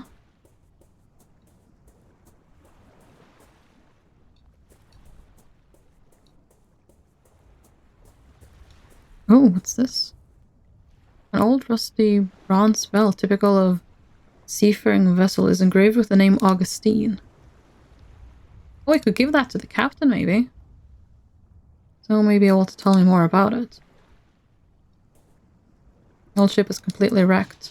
That's probably the Augustine then, yeah. And that was... yeah, that was the name of the ship. Captain, right? Pretty sure. I feel like it was.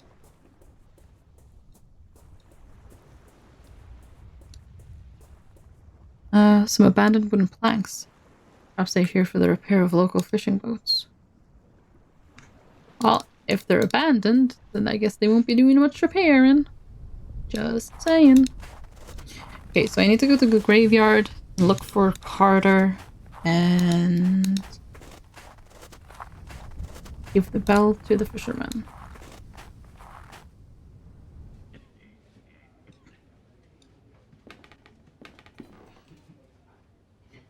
Well, that bell is from Augustine. My Augustine! Where on earth did you find it? Found it on the beach near the shipwreck. Thought I would never see it again. I'll clean it and make it shine new. Wickport Beach, our beach. Why, I must go. I must go straight away. Oh, to be reunited with my poor Augustine. All will remain of her. No, no, I dare not go. Oh, but I must. Good day to you, sir. I'm not sure he should be down by the water, I'm gonna be honest. He seems awfully drunk. Okay, I'm gonna have a look to see if he's there before we go to the graveyard. It might be pointless, but it might also not.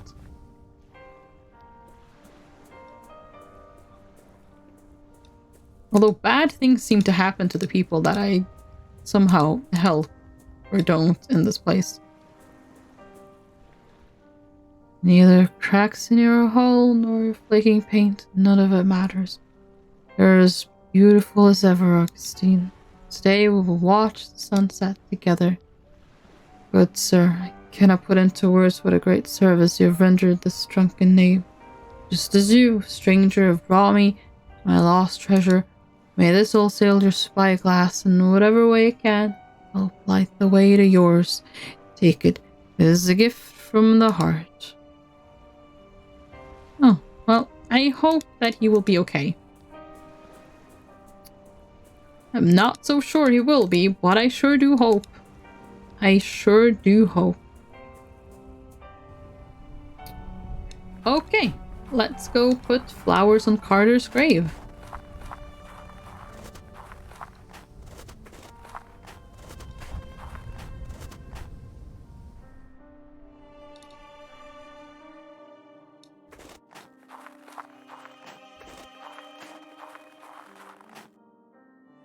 Rose Carter.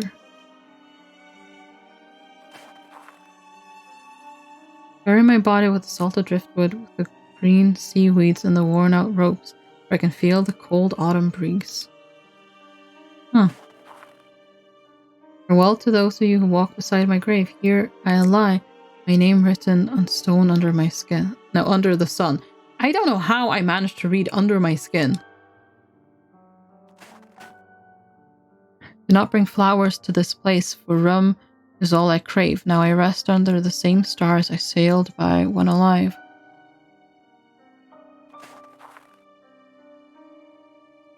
Huh. There's no name, date, or epitaph on this gravestone. That is interesting. Okay, we can leave that way, but let's put the flowers on the grave first. Let's see, it was this one, yeah? Rose Carter, yep. So not Samantha Carter. Oh.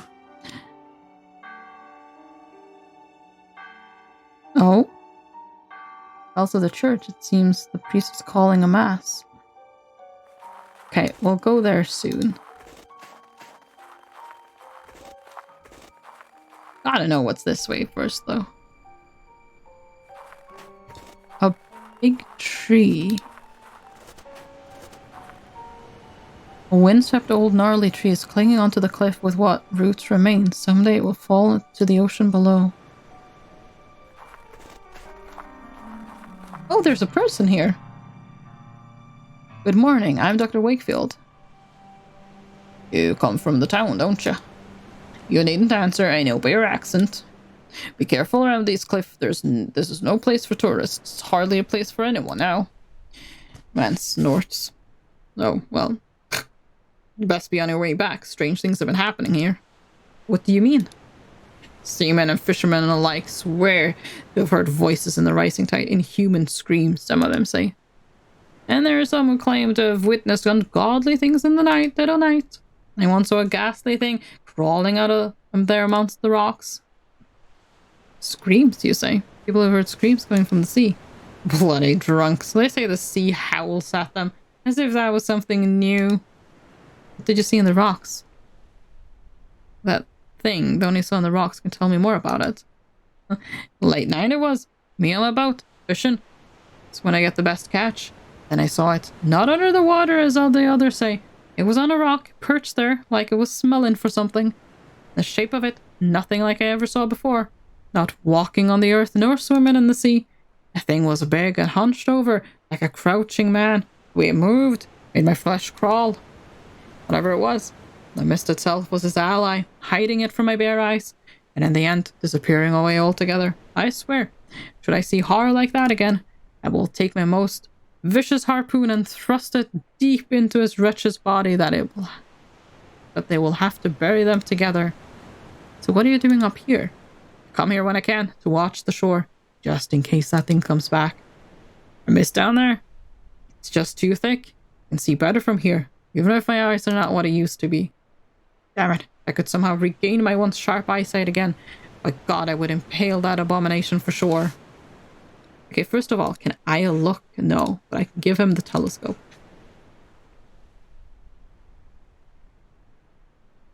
Here, would this help you watch the shore? Why? It is old to be sure, but this telescope has been patched up by to a rare beauty. Have my thanks, stranger, I am indebted. Oh, what's that? On the cliff there, well below me. If it isn't the Wright's old summer house. Thought it entirely destroyed.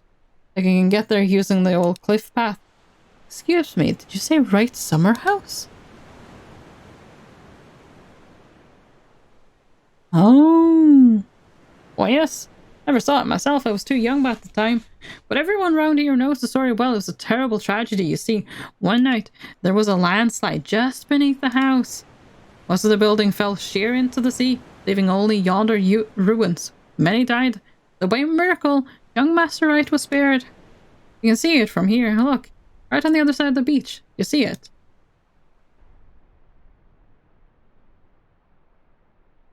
Okay, right.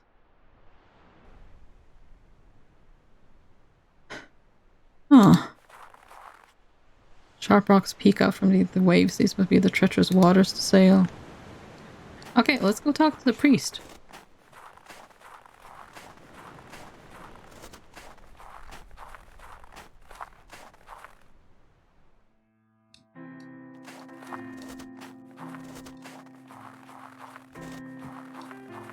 I feel like season 2 episodes are longer than the first ones, which is interesting. Okay, town square first. We'll talk to the priest first. Ophelia, hello. How are you doing? I've left the flowers on your lover's grave as you asked. Thank you so much. I am in your debt. Okay, well, bye. I microwaved my hamster? Oh no! Oh no! Let's see, is Father Oscar here? The window's been boarded up. Confessional, so Wickford serves as a Catholic congregation. And this must be Father Oscar. He called a sermon or something, but no one's come, have they? Good morning. Good morning, my son. Does nobody come to Mass? Father, why has nobody come to the Mass? The village has seen bleak times. Many have left and the rest have lost their faith. Every day I ring the bells, but no one answers. May God have mercy on their souls. Why do you suppose that is? I could not say. The mist that shrouds this coast and the shape that swirls within have long been a source of hearsay. But lately the stories people tell are not of pirates and smugglers, but of something more sinister. Some say the devil himself has come to our shore. There's a rumor I dare not disregard. Are you personally acquainted with Professor Wright? Why, yes, of course. Adam is not merely a parishioner, but one of my closest friends. Since our youth, we enjoyed many scholarly, but sometimes quite fervent discussions. He being an anthropologist and myself a theologian, that is until he fell ill. But since he is like that, I have not visited him. I must go. Wait a moment, please. I need to ask a small favor. Please give this to Adam. I don't know if it will mean anything to him now, but it will bring peace to my soul if there is some token of our friendship resting by his side.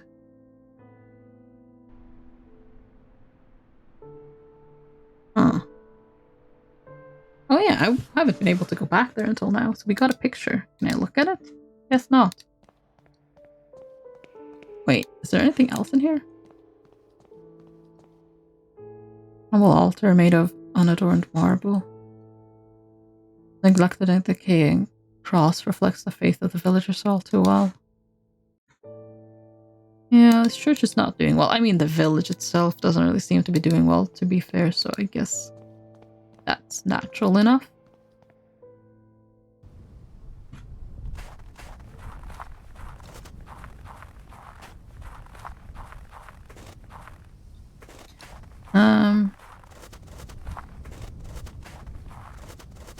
I think we should go to the right manor before we go to the cliff. I don't know. But we're gonna try that. Oh, it's closed.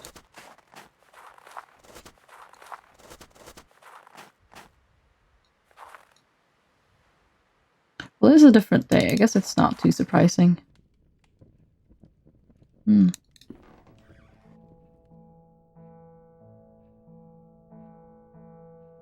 Wait, this door wasn't open last time we were here?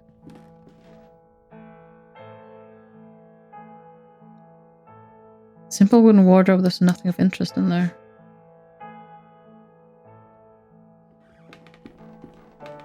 This door was locked. There's a closed chest here. There's a key inside.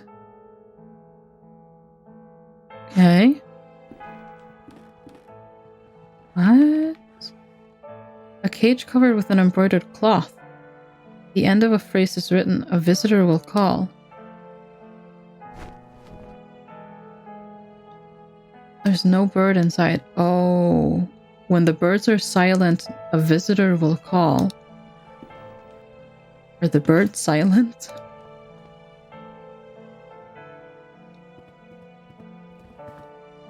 Fire's out. How did this happen? Well, I'm guessing no one, kept it going. In which case it would go out. The birds are going to be silent, aren't they?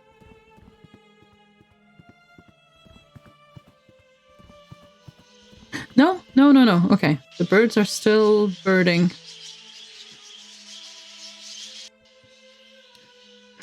Okay, but the caretaker... Okay, the front door is locked. But she hasn't locked her own room door this time. She did that last time. I guess I can go unlock the door. No, it's locked. I doubt that's where the key fits, though. No.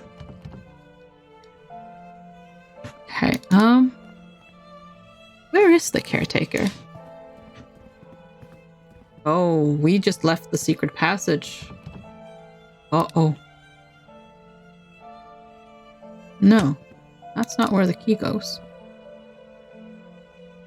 Okay, nothing seems changed in here.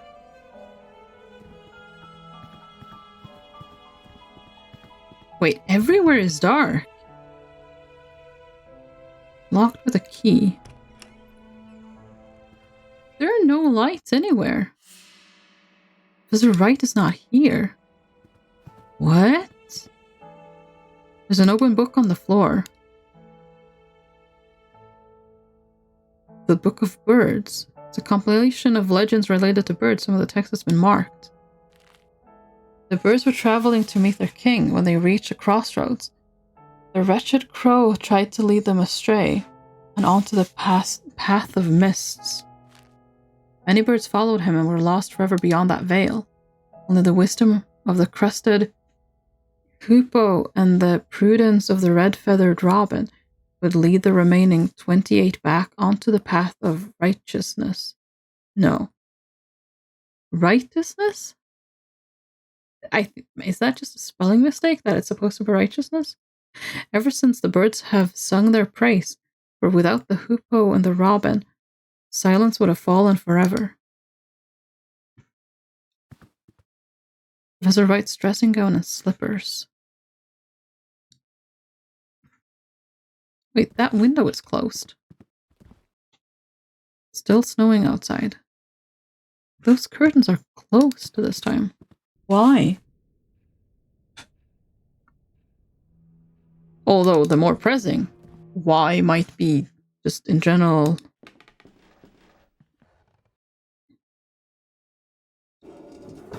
Does it have to do with these? I don't know. We still don't know what they... Nothing really seems different here either. But everywhere is dark.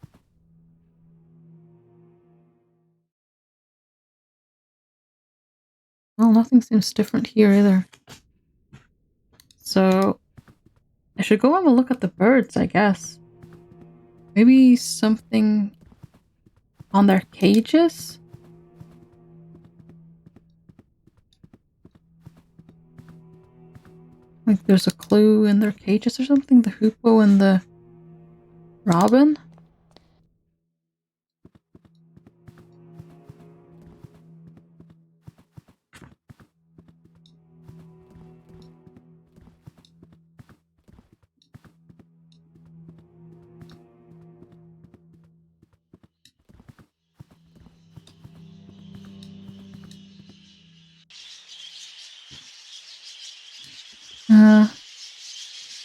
Okay, that's not the one.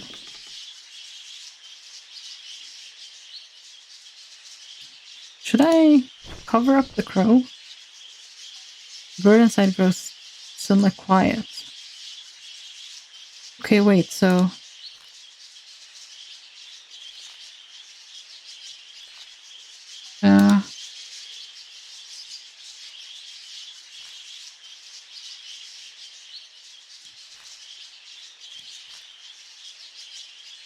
Crested hoopoe, red-feathered robin.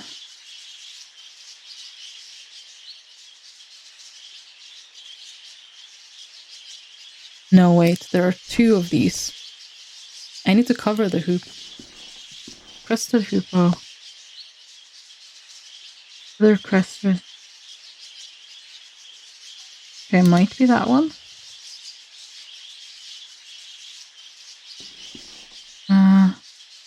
Gray breast.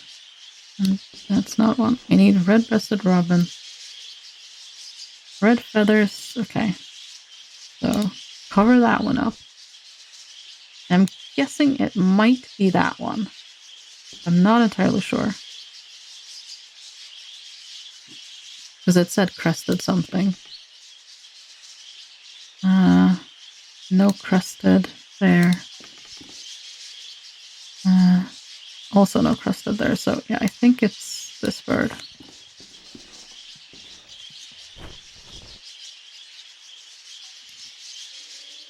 All the birds have suddenly stopped their chittering. Oh god, yeah. And the birds are silent.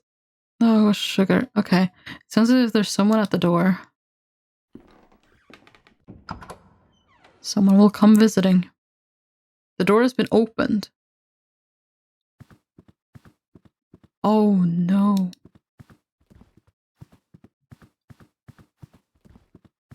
Okay, I am spooked. I am absolutely spooked.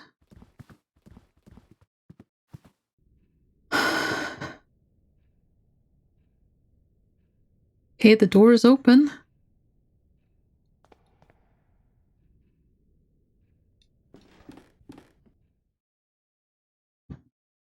Nothing here.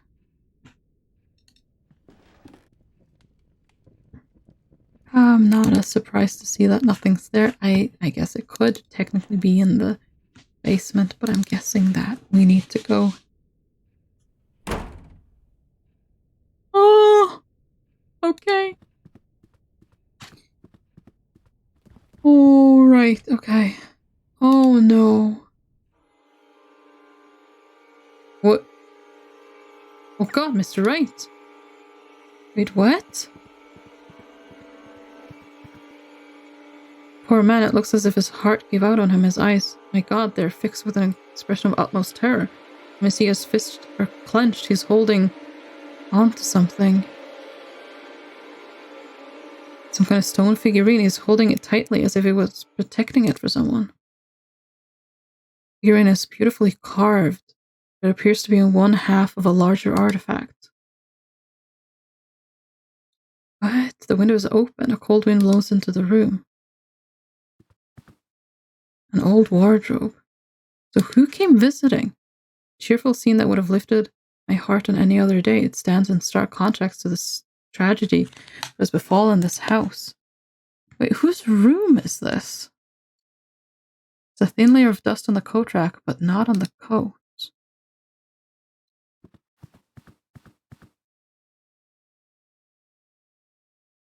This is serious. I must break the news to Kaufman, and of course the local authorities will have to be informed. Huh. Kaufman, what is the matter? Kaufman? Don't worry, I've given him a mild sedative. Allow me to introduce myself. I am Dr. Armitage. The innkeeper called me because he was worried about your friend. Pleased to meet you. I'm Dr. Wakefield. What are Kaufman's symptoms? Strong coughing, general feebleness, dizziness.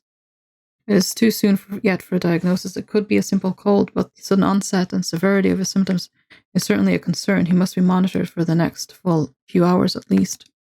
Do not worry, Dr. Wakefield. I will remain here and take care of your friend. Okay. Oh, okay. We're respecting Kaufman's privacy, I guess. That's fair. Okay, let's go to the cliff then, I think. These rocks look like the remains of a landslide. I mean, that makes sense with the story that we heard.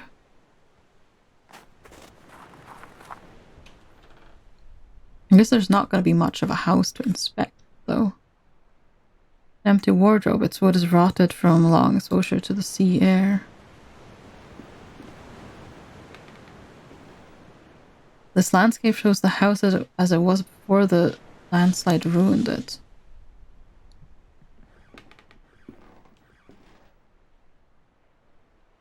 There's a peculiar indentation in the stone.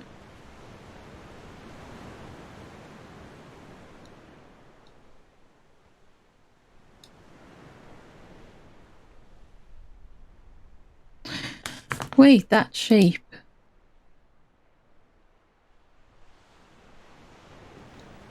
Wait.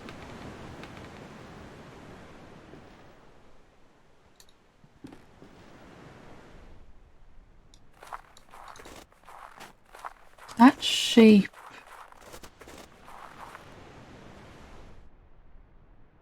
I think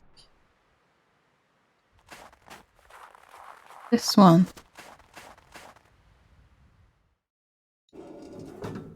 Oh, never mind.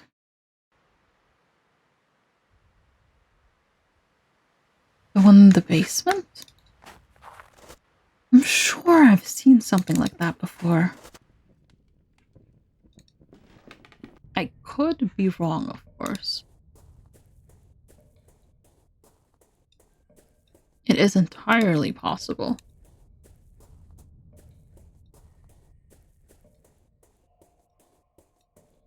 But we haven't yet found any explanation nor use for these things, but they have to have some.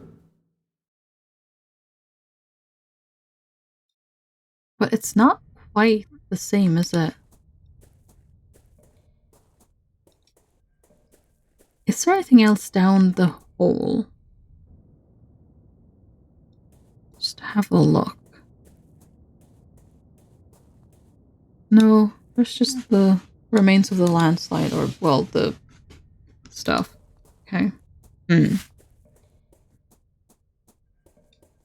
We still have that book. I wonder why. Because haven't we used it by now? Oh. Yes, yes. Furniture has been left here to rot.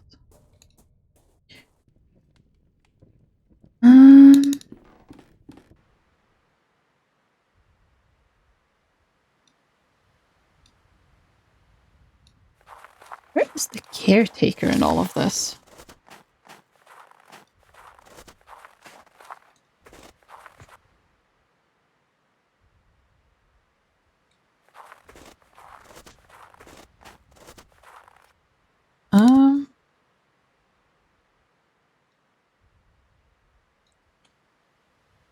When the four remove their masks of lies, the path to the grave will be cleared.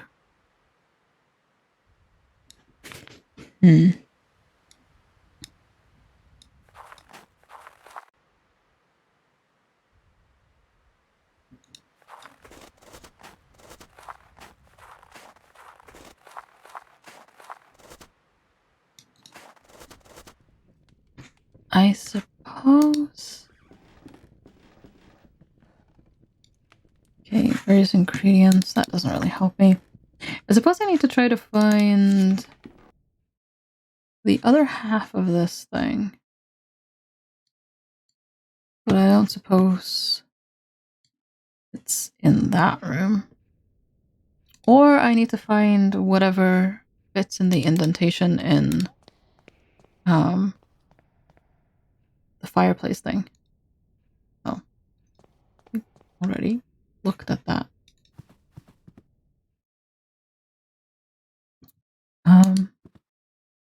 Few books on classical theater. Not overly helpful. Anything in the closet? Did I try the closet? An old wardrobe. And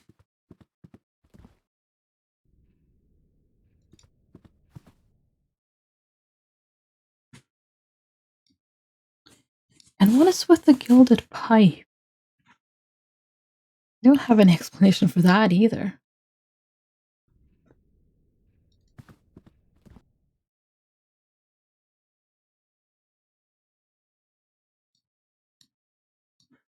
Nothing there, I guess.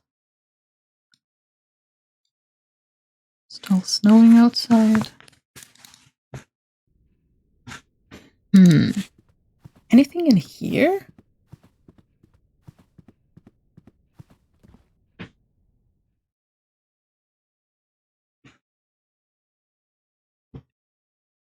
Well, there was this.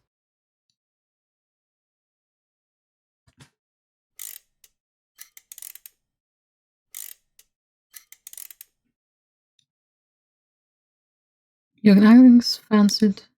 Wait, so Mr. Strachan was a well-positioned man. He fell madly in love with the younger daughter of the Bartleys, and so he proposed to her. Oh, young Agnes fancied the idea of marrying an older man, but she always hid her feelings from her mother. Mrs. Bartley never did take her eyes off her daughter and watched them at all times. Mr. Bartley tried to show his report for their daughter, but his wife never paid any attention to him.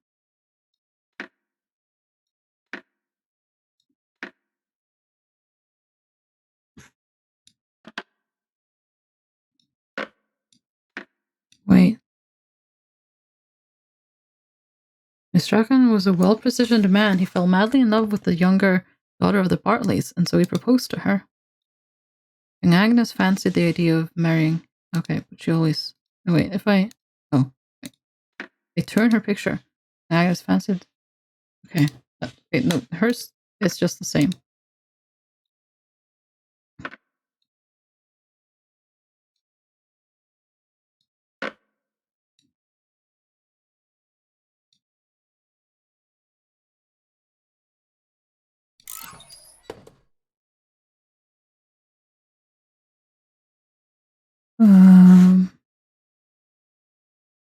That did something.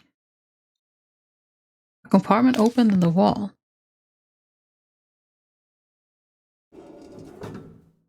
Another one of these.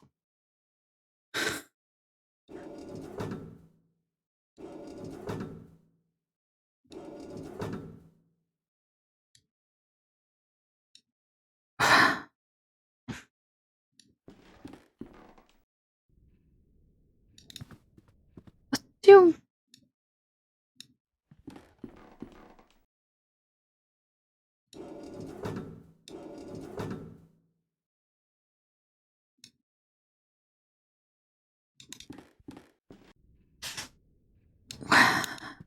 I don't know what to.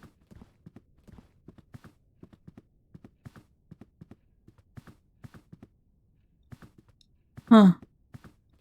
I don't know what to do with them. But I'm thinking, do all of them have like a thing where there's two round things? I don't know if that's significant if they do. But I'm gonna try to. I don't know. I mean, there has to be some kind of combination. But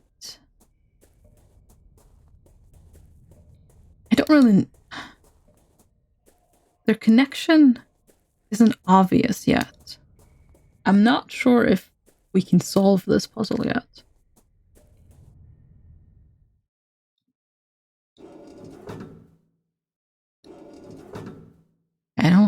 it? Yeah, it's no.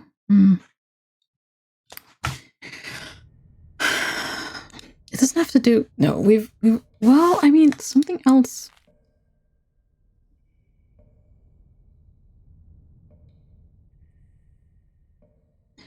The birds were traveling to meet their king when they reached the crossroads. The wretched crow tried to lead them astray and onto the path of mists. Many birds followed and were lost forever beyond that veil. Only the wisdom of the crested hoopoe and the prudence of the red-feathered robin could lead the remaining 28 back onto the path of righteousness. Or righteousness, as it says. I don't know if that's a typo or not. Ever since the birds have sung their praise, for without the hoopoe and the robin, silence would have fallen forever. We still have the book, which leads me to suspect that it does something else. But what? I have no clue. Oh. We're probably gonna investigate that old piece of furniture every time we're here. I keep accidentally clicking it. Okay, this one is what? A tower. And then that. Whatever that is.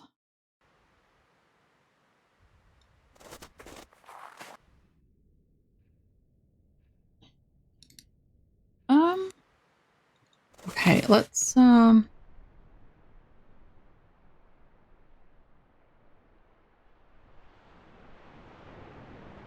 back to the town square, maybe?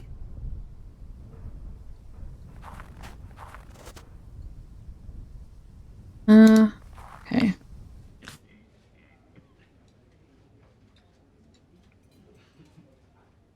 Okay, they're just bill taken from the helm of a ship, perhaps a trinket from the owner stays as a ship's helmsman. Old pictures of the village inhabitants. Tell me of Captain Morville. What can you tell me about Captain Morville? Does he come here often? Well, oh, we've already, right.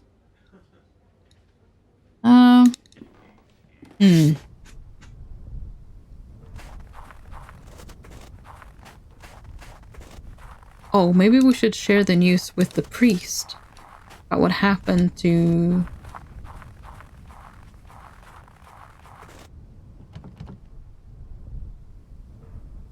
And the church is closed again.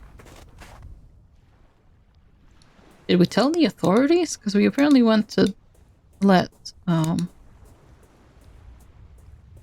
Kaufman know.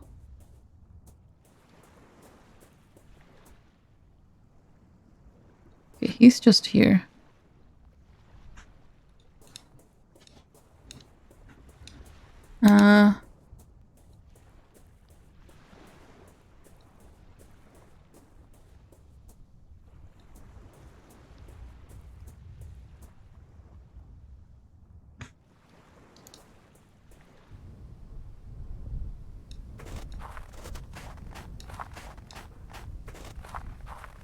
Oh, the person isn't in the window anymore. Is that strange? A graveyard.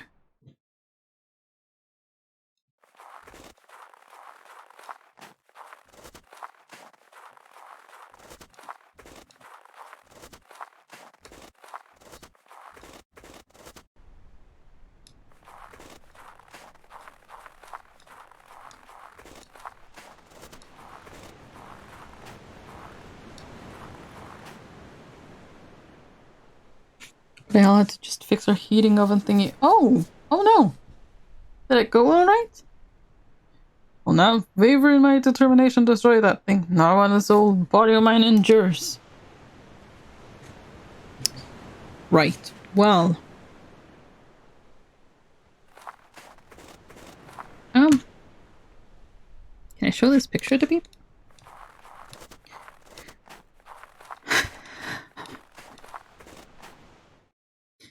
Doesn't work again, but Dad almost smashed the bloody thing in a fit. Oh no! Well, I'm glad it works again. And basically went here, you fix it. Well, apparently that worked. Mundle to the rescue.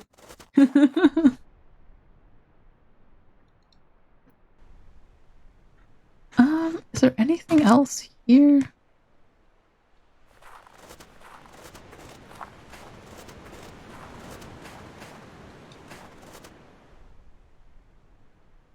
Wait, hang on a second. Roots of this venerable tree tightly grip the rock that anchor it against the harsh winds. Okay, that's all.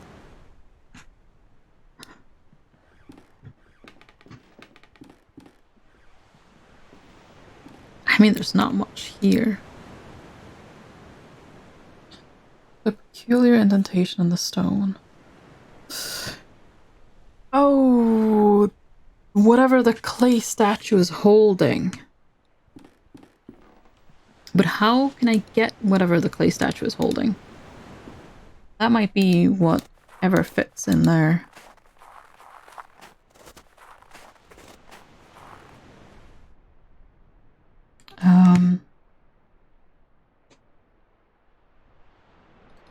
Okay, manor. Okay, well, oh wait, wrong.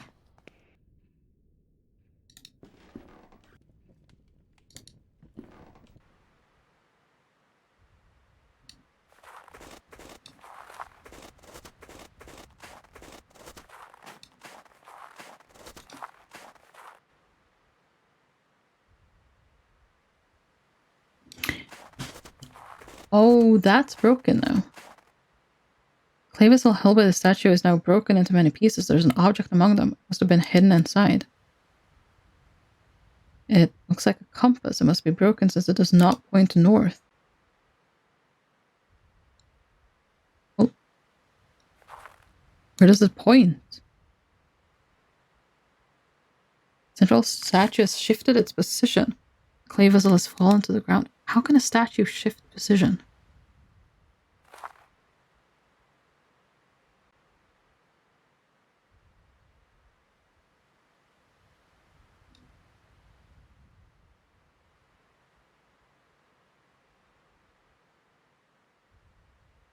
Oh wait, they've all taken off their masks.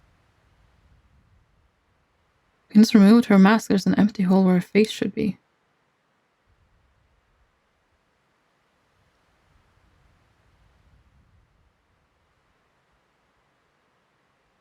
Did I do that somehow? I'm really confused as to how that happened.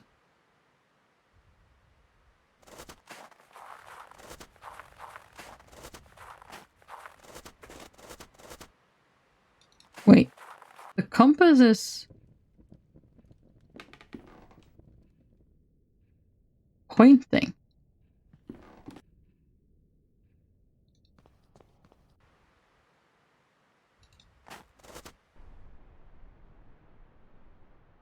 Town square?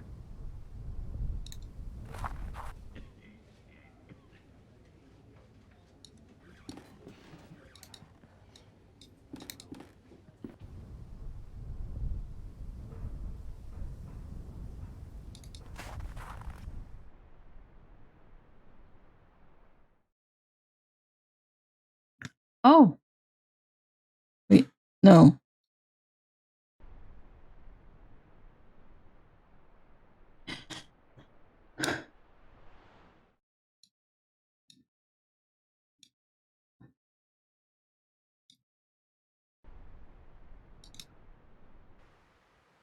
I don't...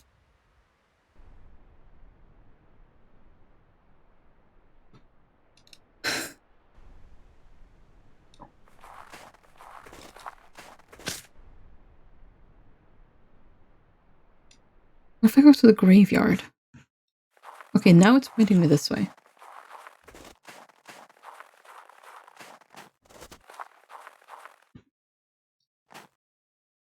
Compass points to this grave?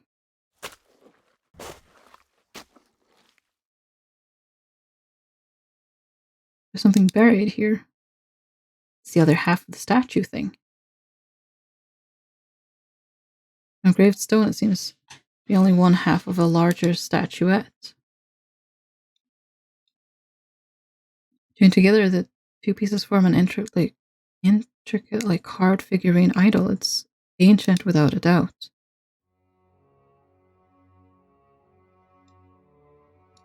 But what do I do with it? Thank you, by the way, for that, EXO. I'm hoping that was a joke. The manor?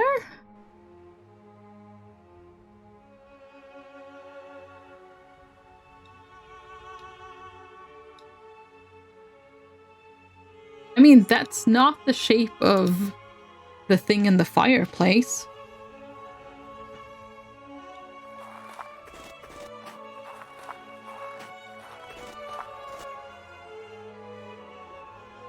Me too, but just in case. Yeah.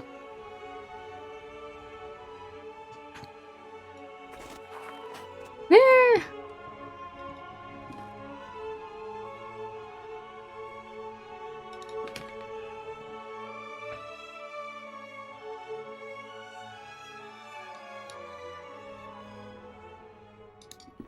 Have we seen anywhere to put an idol?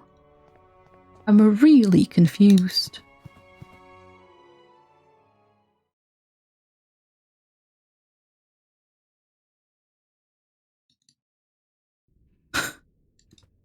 I'm absolutely confuzzled. I think I accidentally flipped those 4 switches that we don't really know what to do with. I think I accidentally flipped those the right way around, and that's how that the masks were taken off. But I have no actual clue.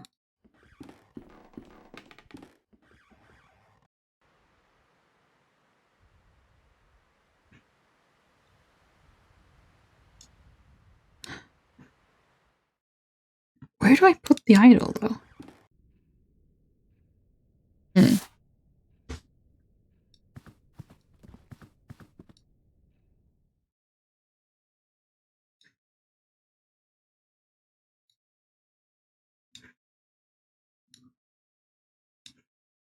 I'm just randomly doing stuff now. I mean, I've solved that puzzle, so... Okay. The only thing I can think of that makes any sense is that... But the idol looks completely different from the indentation in the fireplace. So... That's really confusing.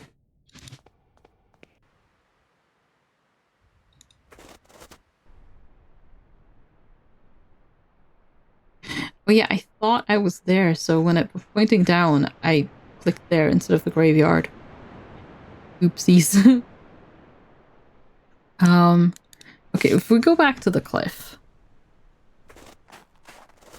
and try it just... I guess because I have no other ideas. Really, though?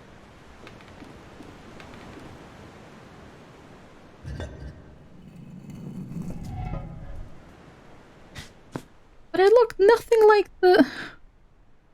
It's triggered some secret mechanism. There's a passage behind the fireplace. It seems to lead into the cliff. Well, onwards we go. This must be the entrance to the underground tunnel. I must go on. There's a note on the floor. Whatever you find down here, do not stop. Yeah, nothing we know about this place, and we don't know a lot about this place, but nothing we know about it seems good, to put it that way. You're still alive, nice. Yep, I seem to be. Hello, Anna, how are you doing? Welcome.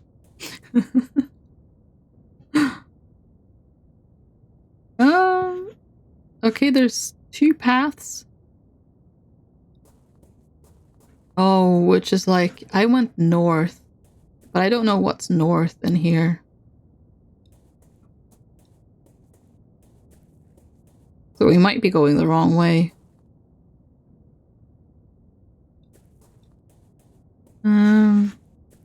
Okay, yeah, that just seems to be a dead end. So now we go the other way.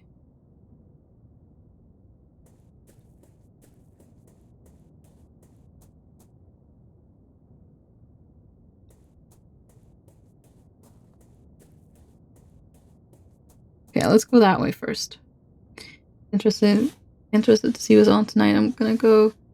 Oh, I think I need some good sleep, and I'm good. Thank you for asking. Oh, well, I hope you get some really good and proper sleep.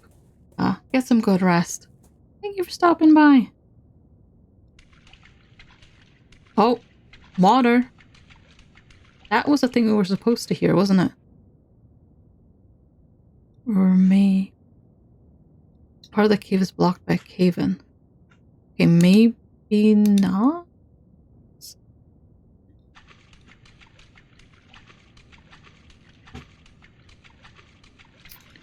Okay. Let me go this way.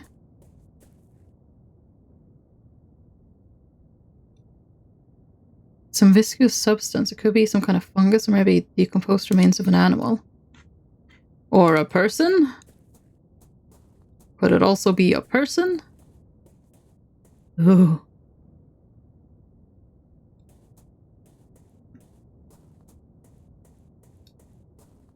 Sorry, the first Saturday night I finished watching the K-drama I was watching and studied a bit before my thesis.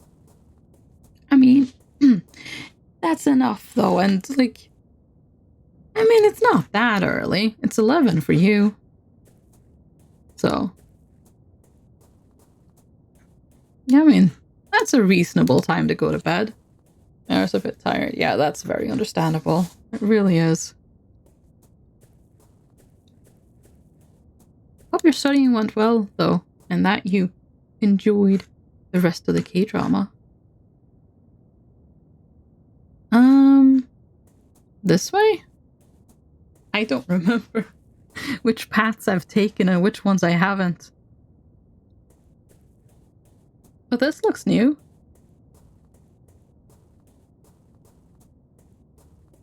So I think we're heading somewhere. Oh, no, this is not new. Right, okay. I know where we are. Let's go this way. I cried in the last episode. Oh no. Well, oh no, I say, but it depends what the reason was. There's a wide pit in the middle of the chamber. It descends deep into the dark. I think I hear the sound of the sea far below. Oh, is there a ladder here? Because that kind of tracks with the...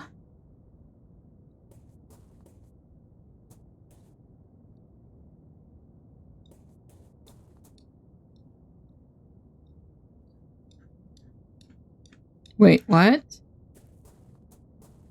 was rather touching. It overall had some emotional moments. Oh.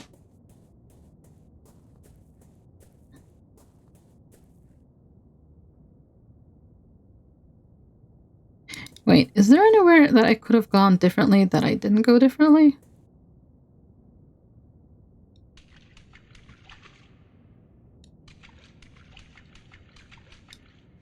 Is this the place with the water again?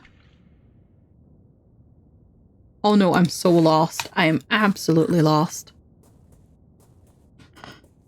Wait, the pit has to be the right one though. Oh wait, no, this is new.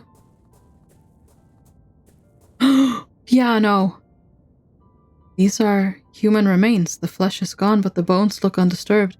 How long have they lain here? Why on earth did Professor Wright not alert the authorities? I must press on. What possible research could have led to this? Connection seems to be a bit slow tonight. Your stream buffers a bunch. It's my connection for sure, so I'll go now get my Buddha sleep. Yes, absolutely. Have a lovely rest of the stream. Good night. Thank you very much. I hope you get some really good rest. Sleep well, Anna. And thank you for stopping by. Okay, let's have a look.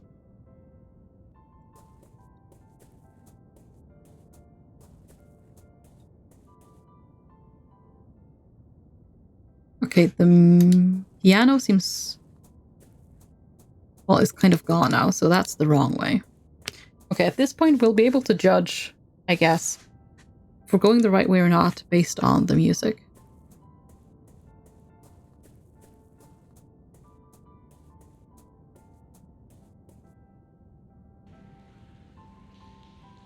Oh. Suddenly it's lit up underground. Oh no. The piano stopped. Bye. There's a grand piano placed in the middle of the room. Yeah, you don't say. Strange metal device hanging from the ceiling. And that's how we could hear the piano. Okay, there's another room. So someone was just playing the piano. Where are they?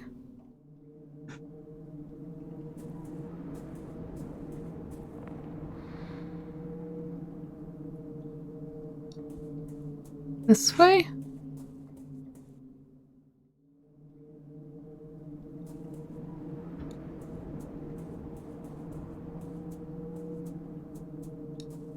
Oh no.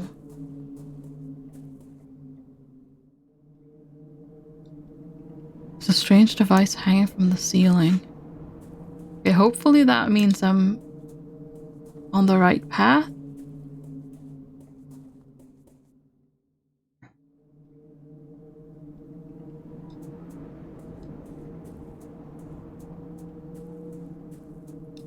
Okay. Doesn't go further, so anytime you take a wrong turn, it does seem to stop you pretty much immediately. Which is good to know, because that means you can't just be walking around in the wrong direction forever. Oh gosh, oh golly. I just don't like the fact that I don't know what's down here.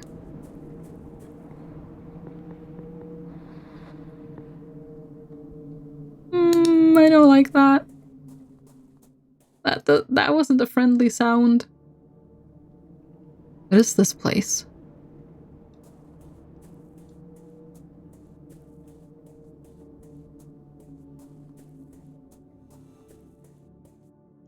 Strange machine, it does not seem to be working anymore.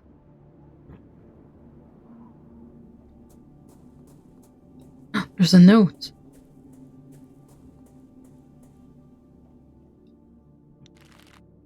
Who was gone will be back not the same, but somehow changed. Because that which lurks behind the door waits, and no one that has crossed through can hope to escape its blessing. Let's tell Kaufman about all this. Yeah, if he's, his clothes are torn down to unrecognizable shreds. There's a tag in here with 2 initials, H and A. What does that mean? And where is the person? There's this large archway carved on the stone wall of the cave. There was a person. An H and an A. Yes. Ha. Oh, oopsies. Angry Mustache Man? Wait, who is Angry Mustache Man? Oh. Well, no, in the other... What was that indeed? H-A, not A-H.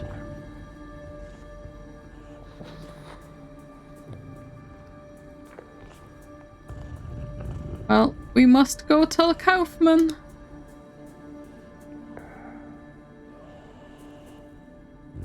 Oh no, I can't leave. Never mind. We're not going to tell Kaufman. Okay, we're now too curious. Oh god. Part of the wall stone seems to have dislodged from it, leaving behind a large dark hole.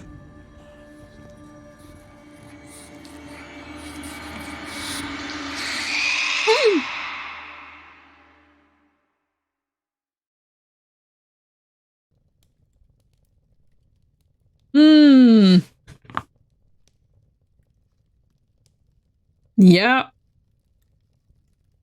That was great.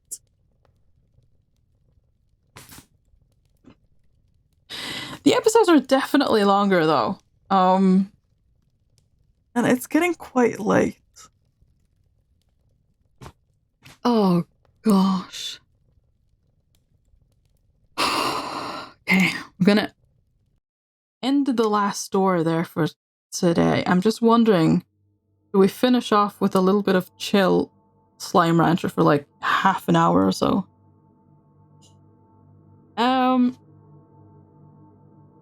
No, because I don't think I'll be able to just play the game for like half an hour. There's too much profit and stuff to be done.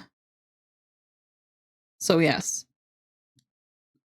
Oh, we're gonna leave it there for today. Let's see, we need to raid someone. Who can we raid? Vivi has started streaming and is now streaming. Let's go do that. Raid. I am very interested in seeing where this is going, by the way. I have no idea what is happening. But my gosh, it is... I did not see any of this coming. I am very intrigued by where this is going. I'm just saying. Night, tiny one. Good night. Oh, guys, thank you so much for stopping by. I appreciate it. And if you stuck around from the raid, thank you very much. I hope you enjoyed. Let's see. Tomorrow is Sunday. I will be back doing something. So I will be streaming again tomorrow. Not sure what it will be yet. We shall see. Actually, yeah. I will be back again tomorrow. In the meantime, I hope you have a fantastic rest of your day, evening, or night. And not tomorrow. Then I hope to see you soon. Bye bye for now. Enjoy Ghostwire Tokyo with Vivinaut. Bye bye. Goodbye.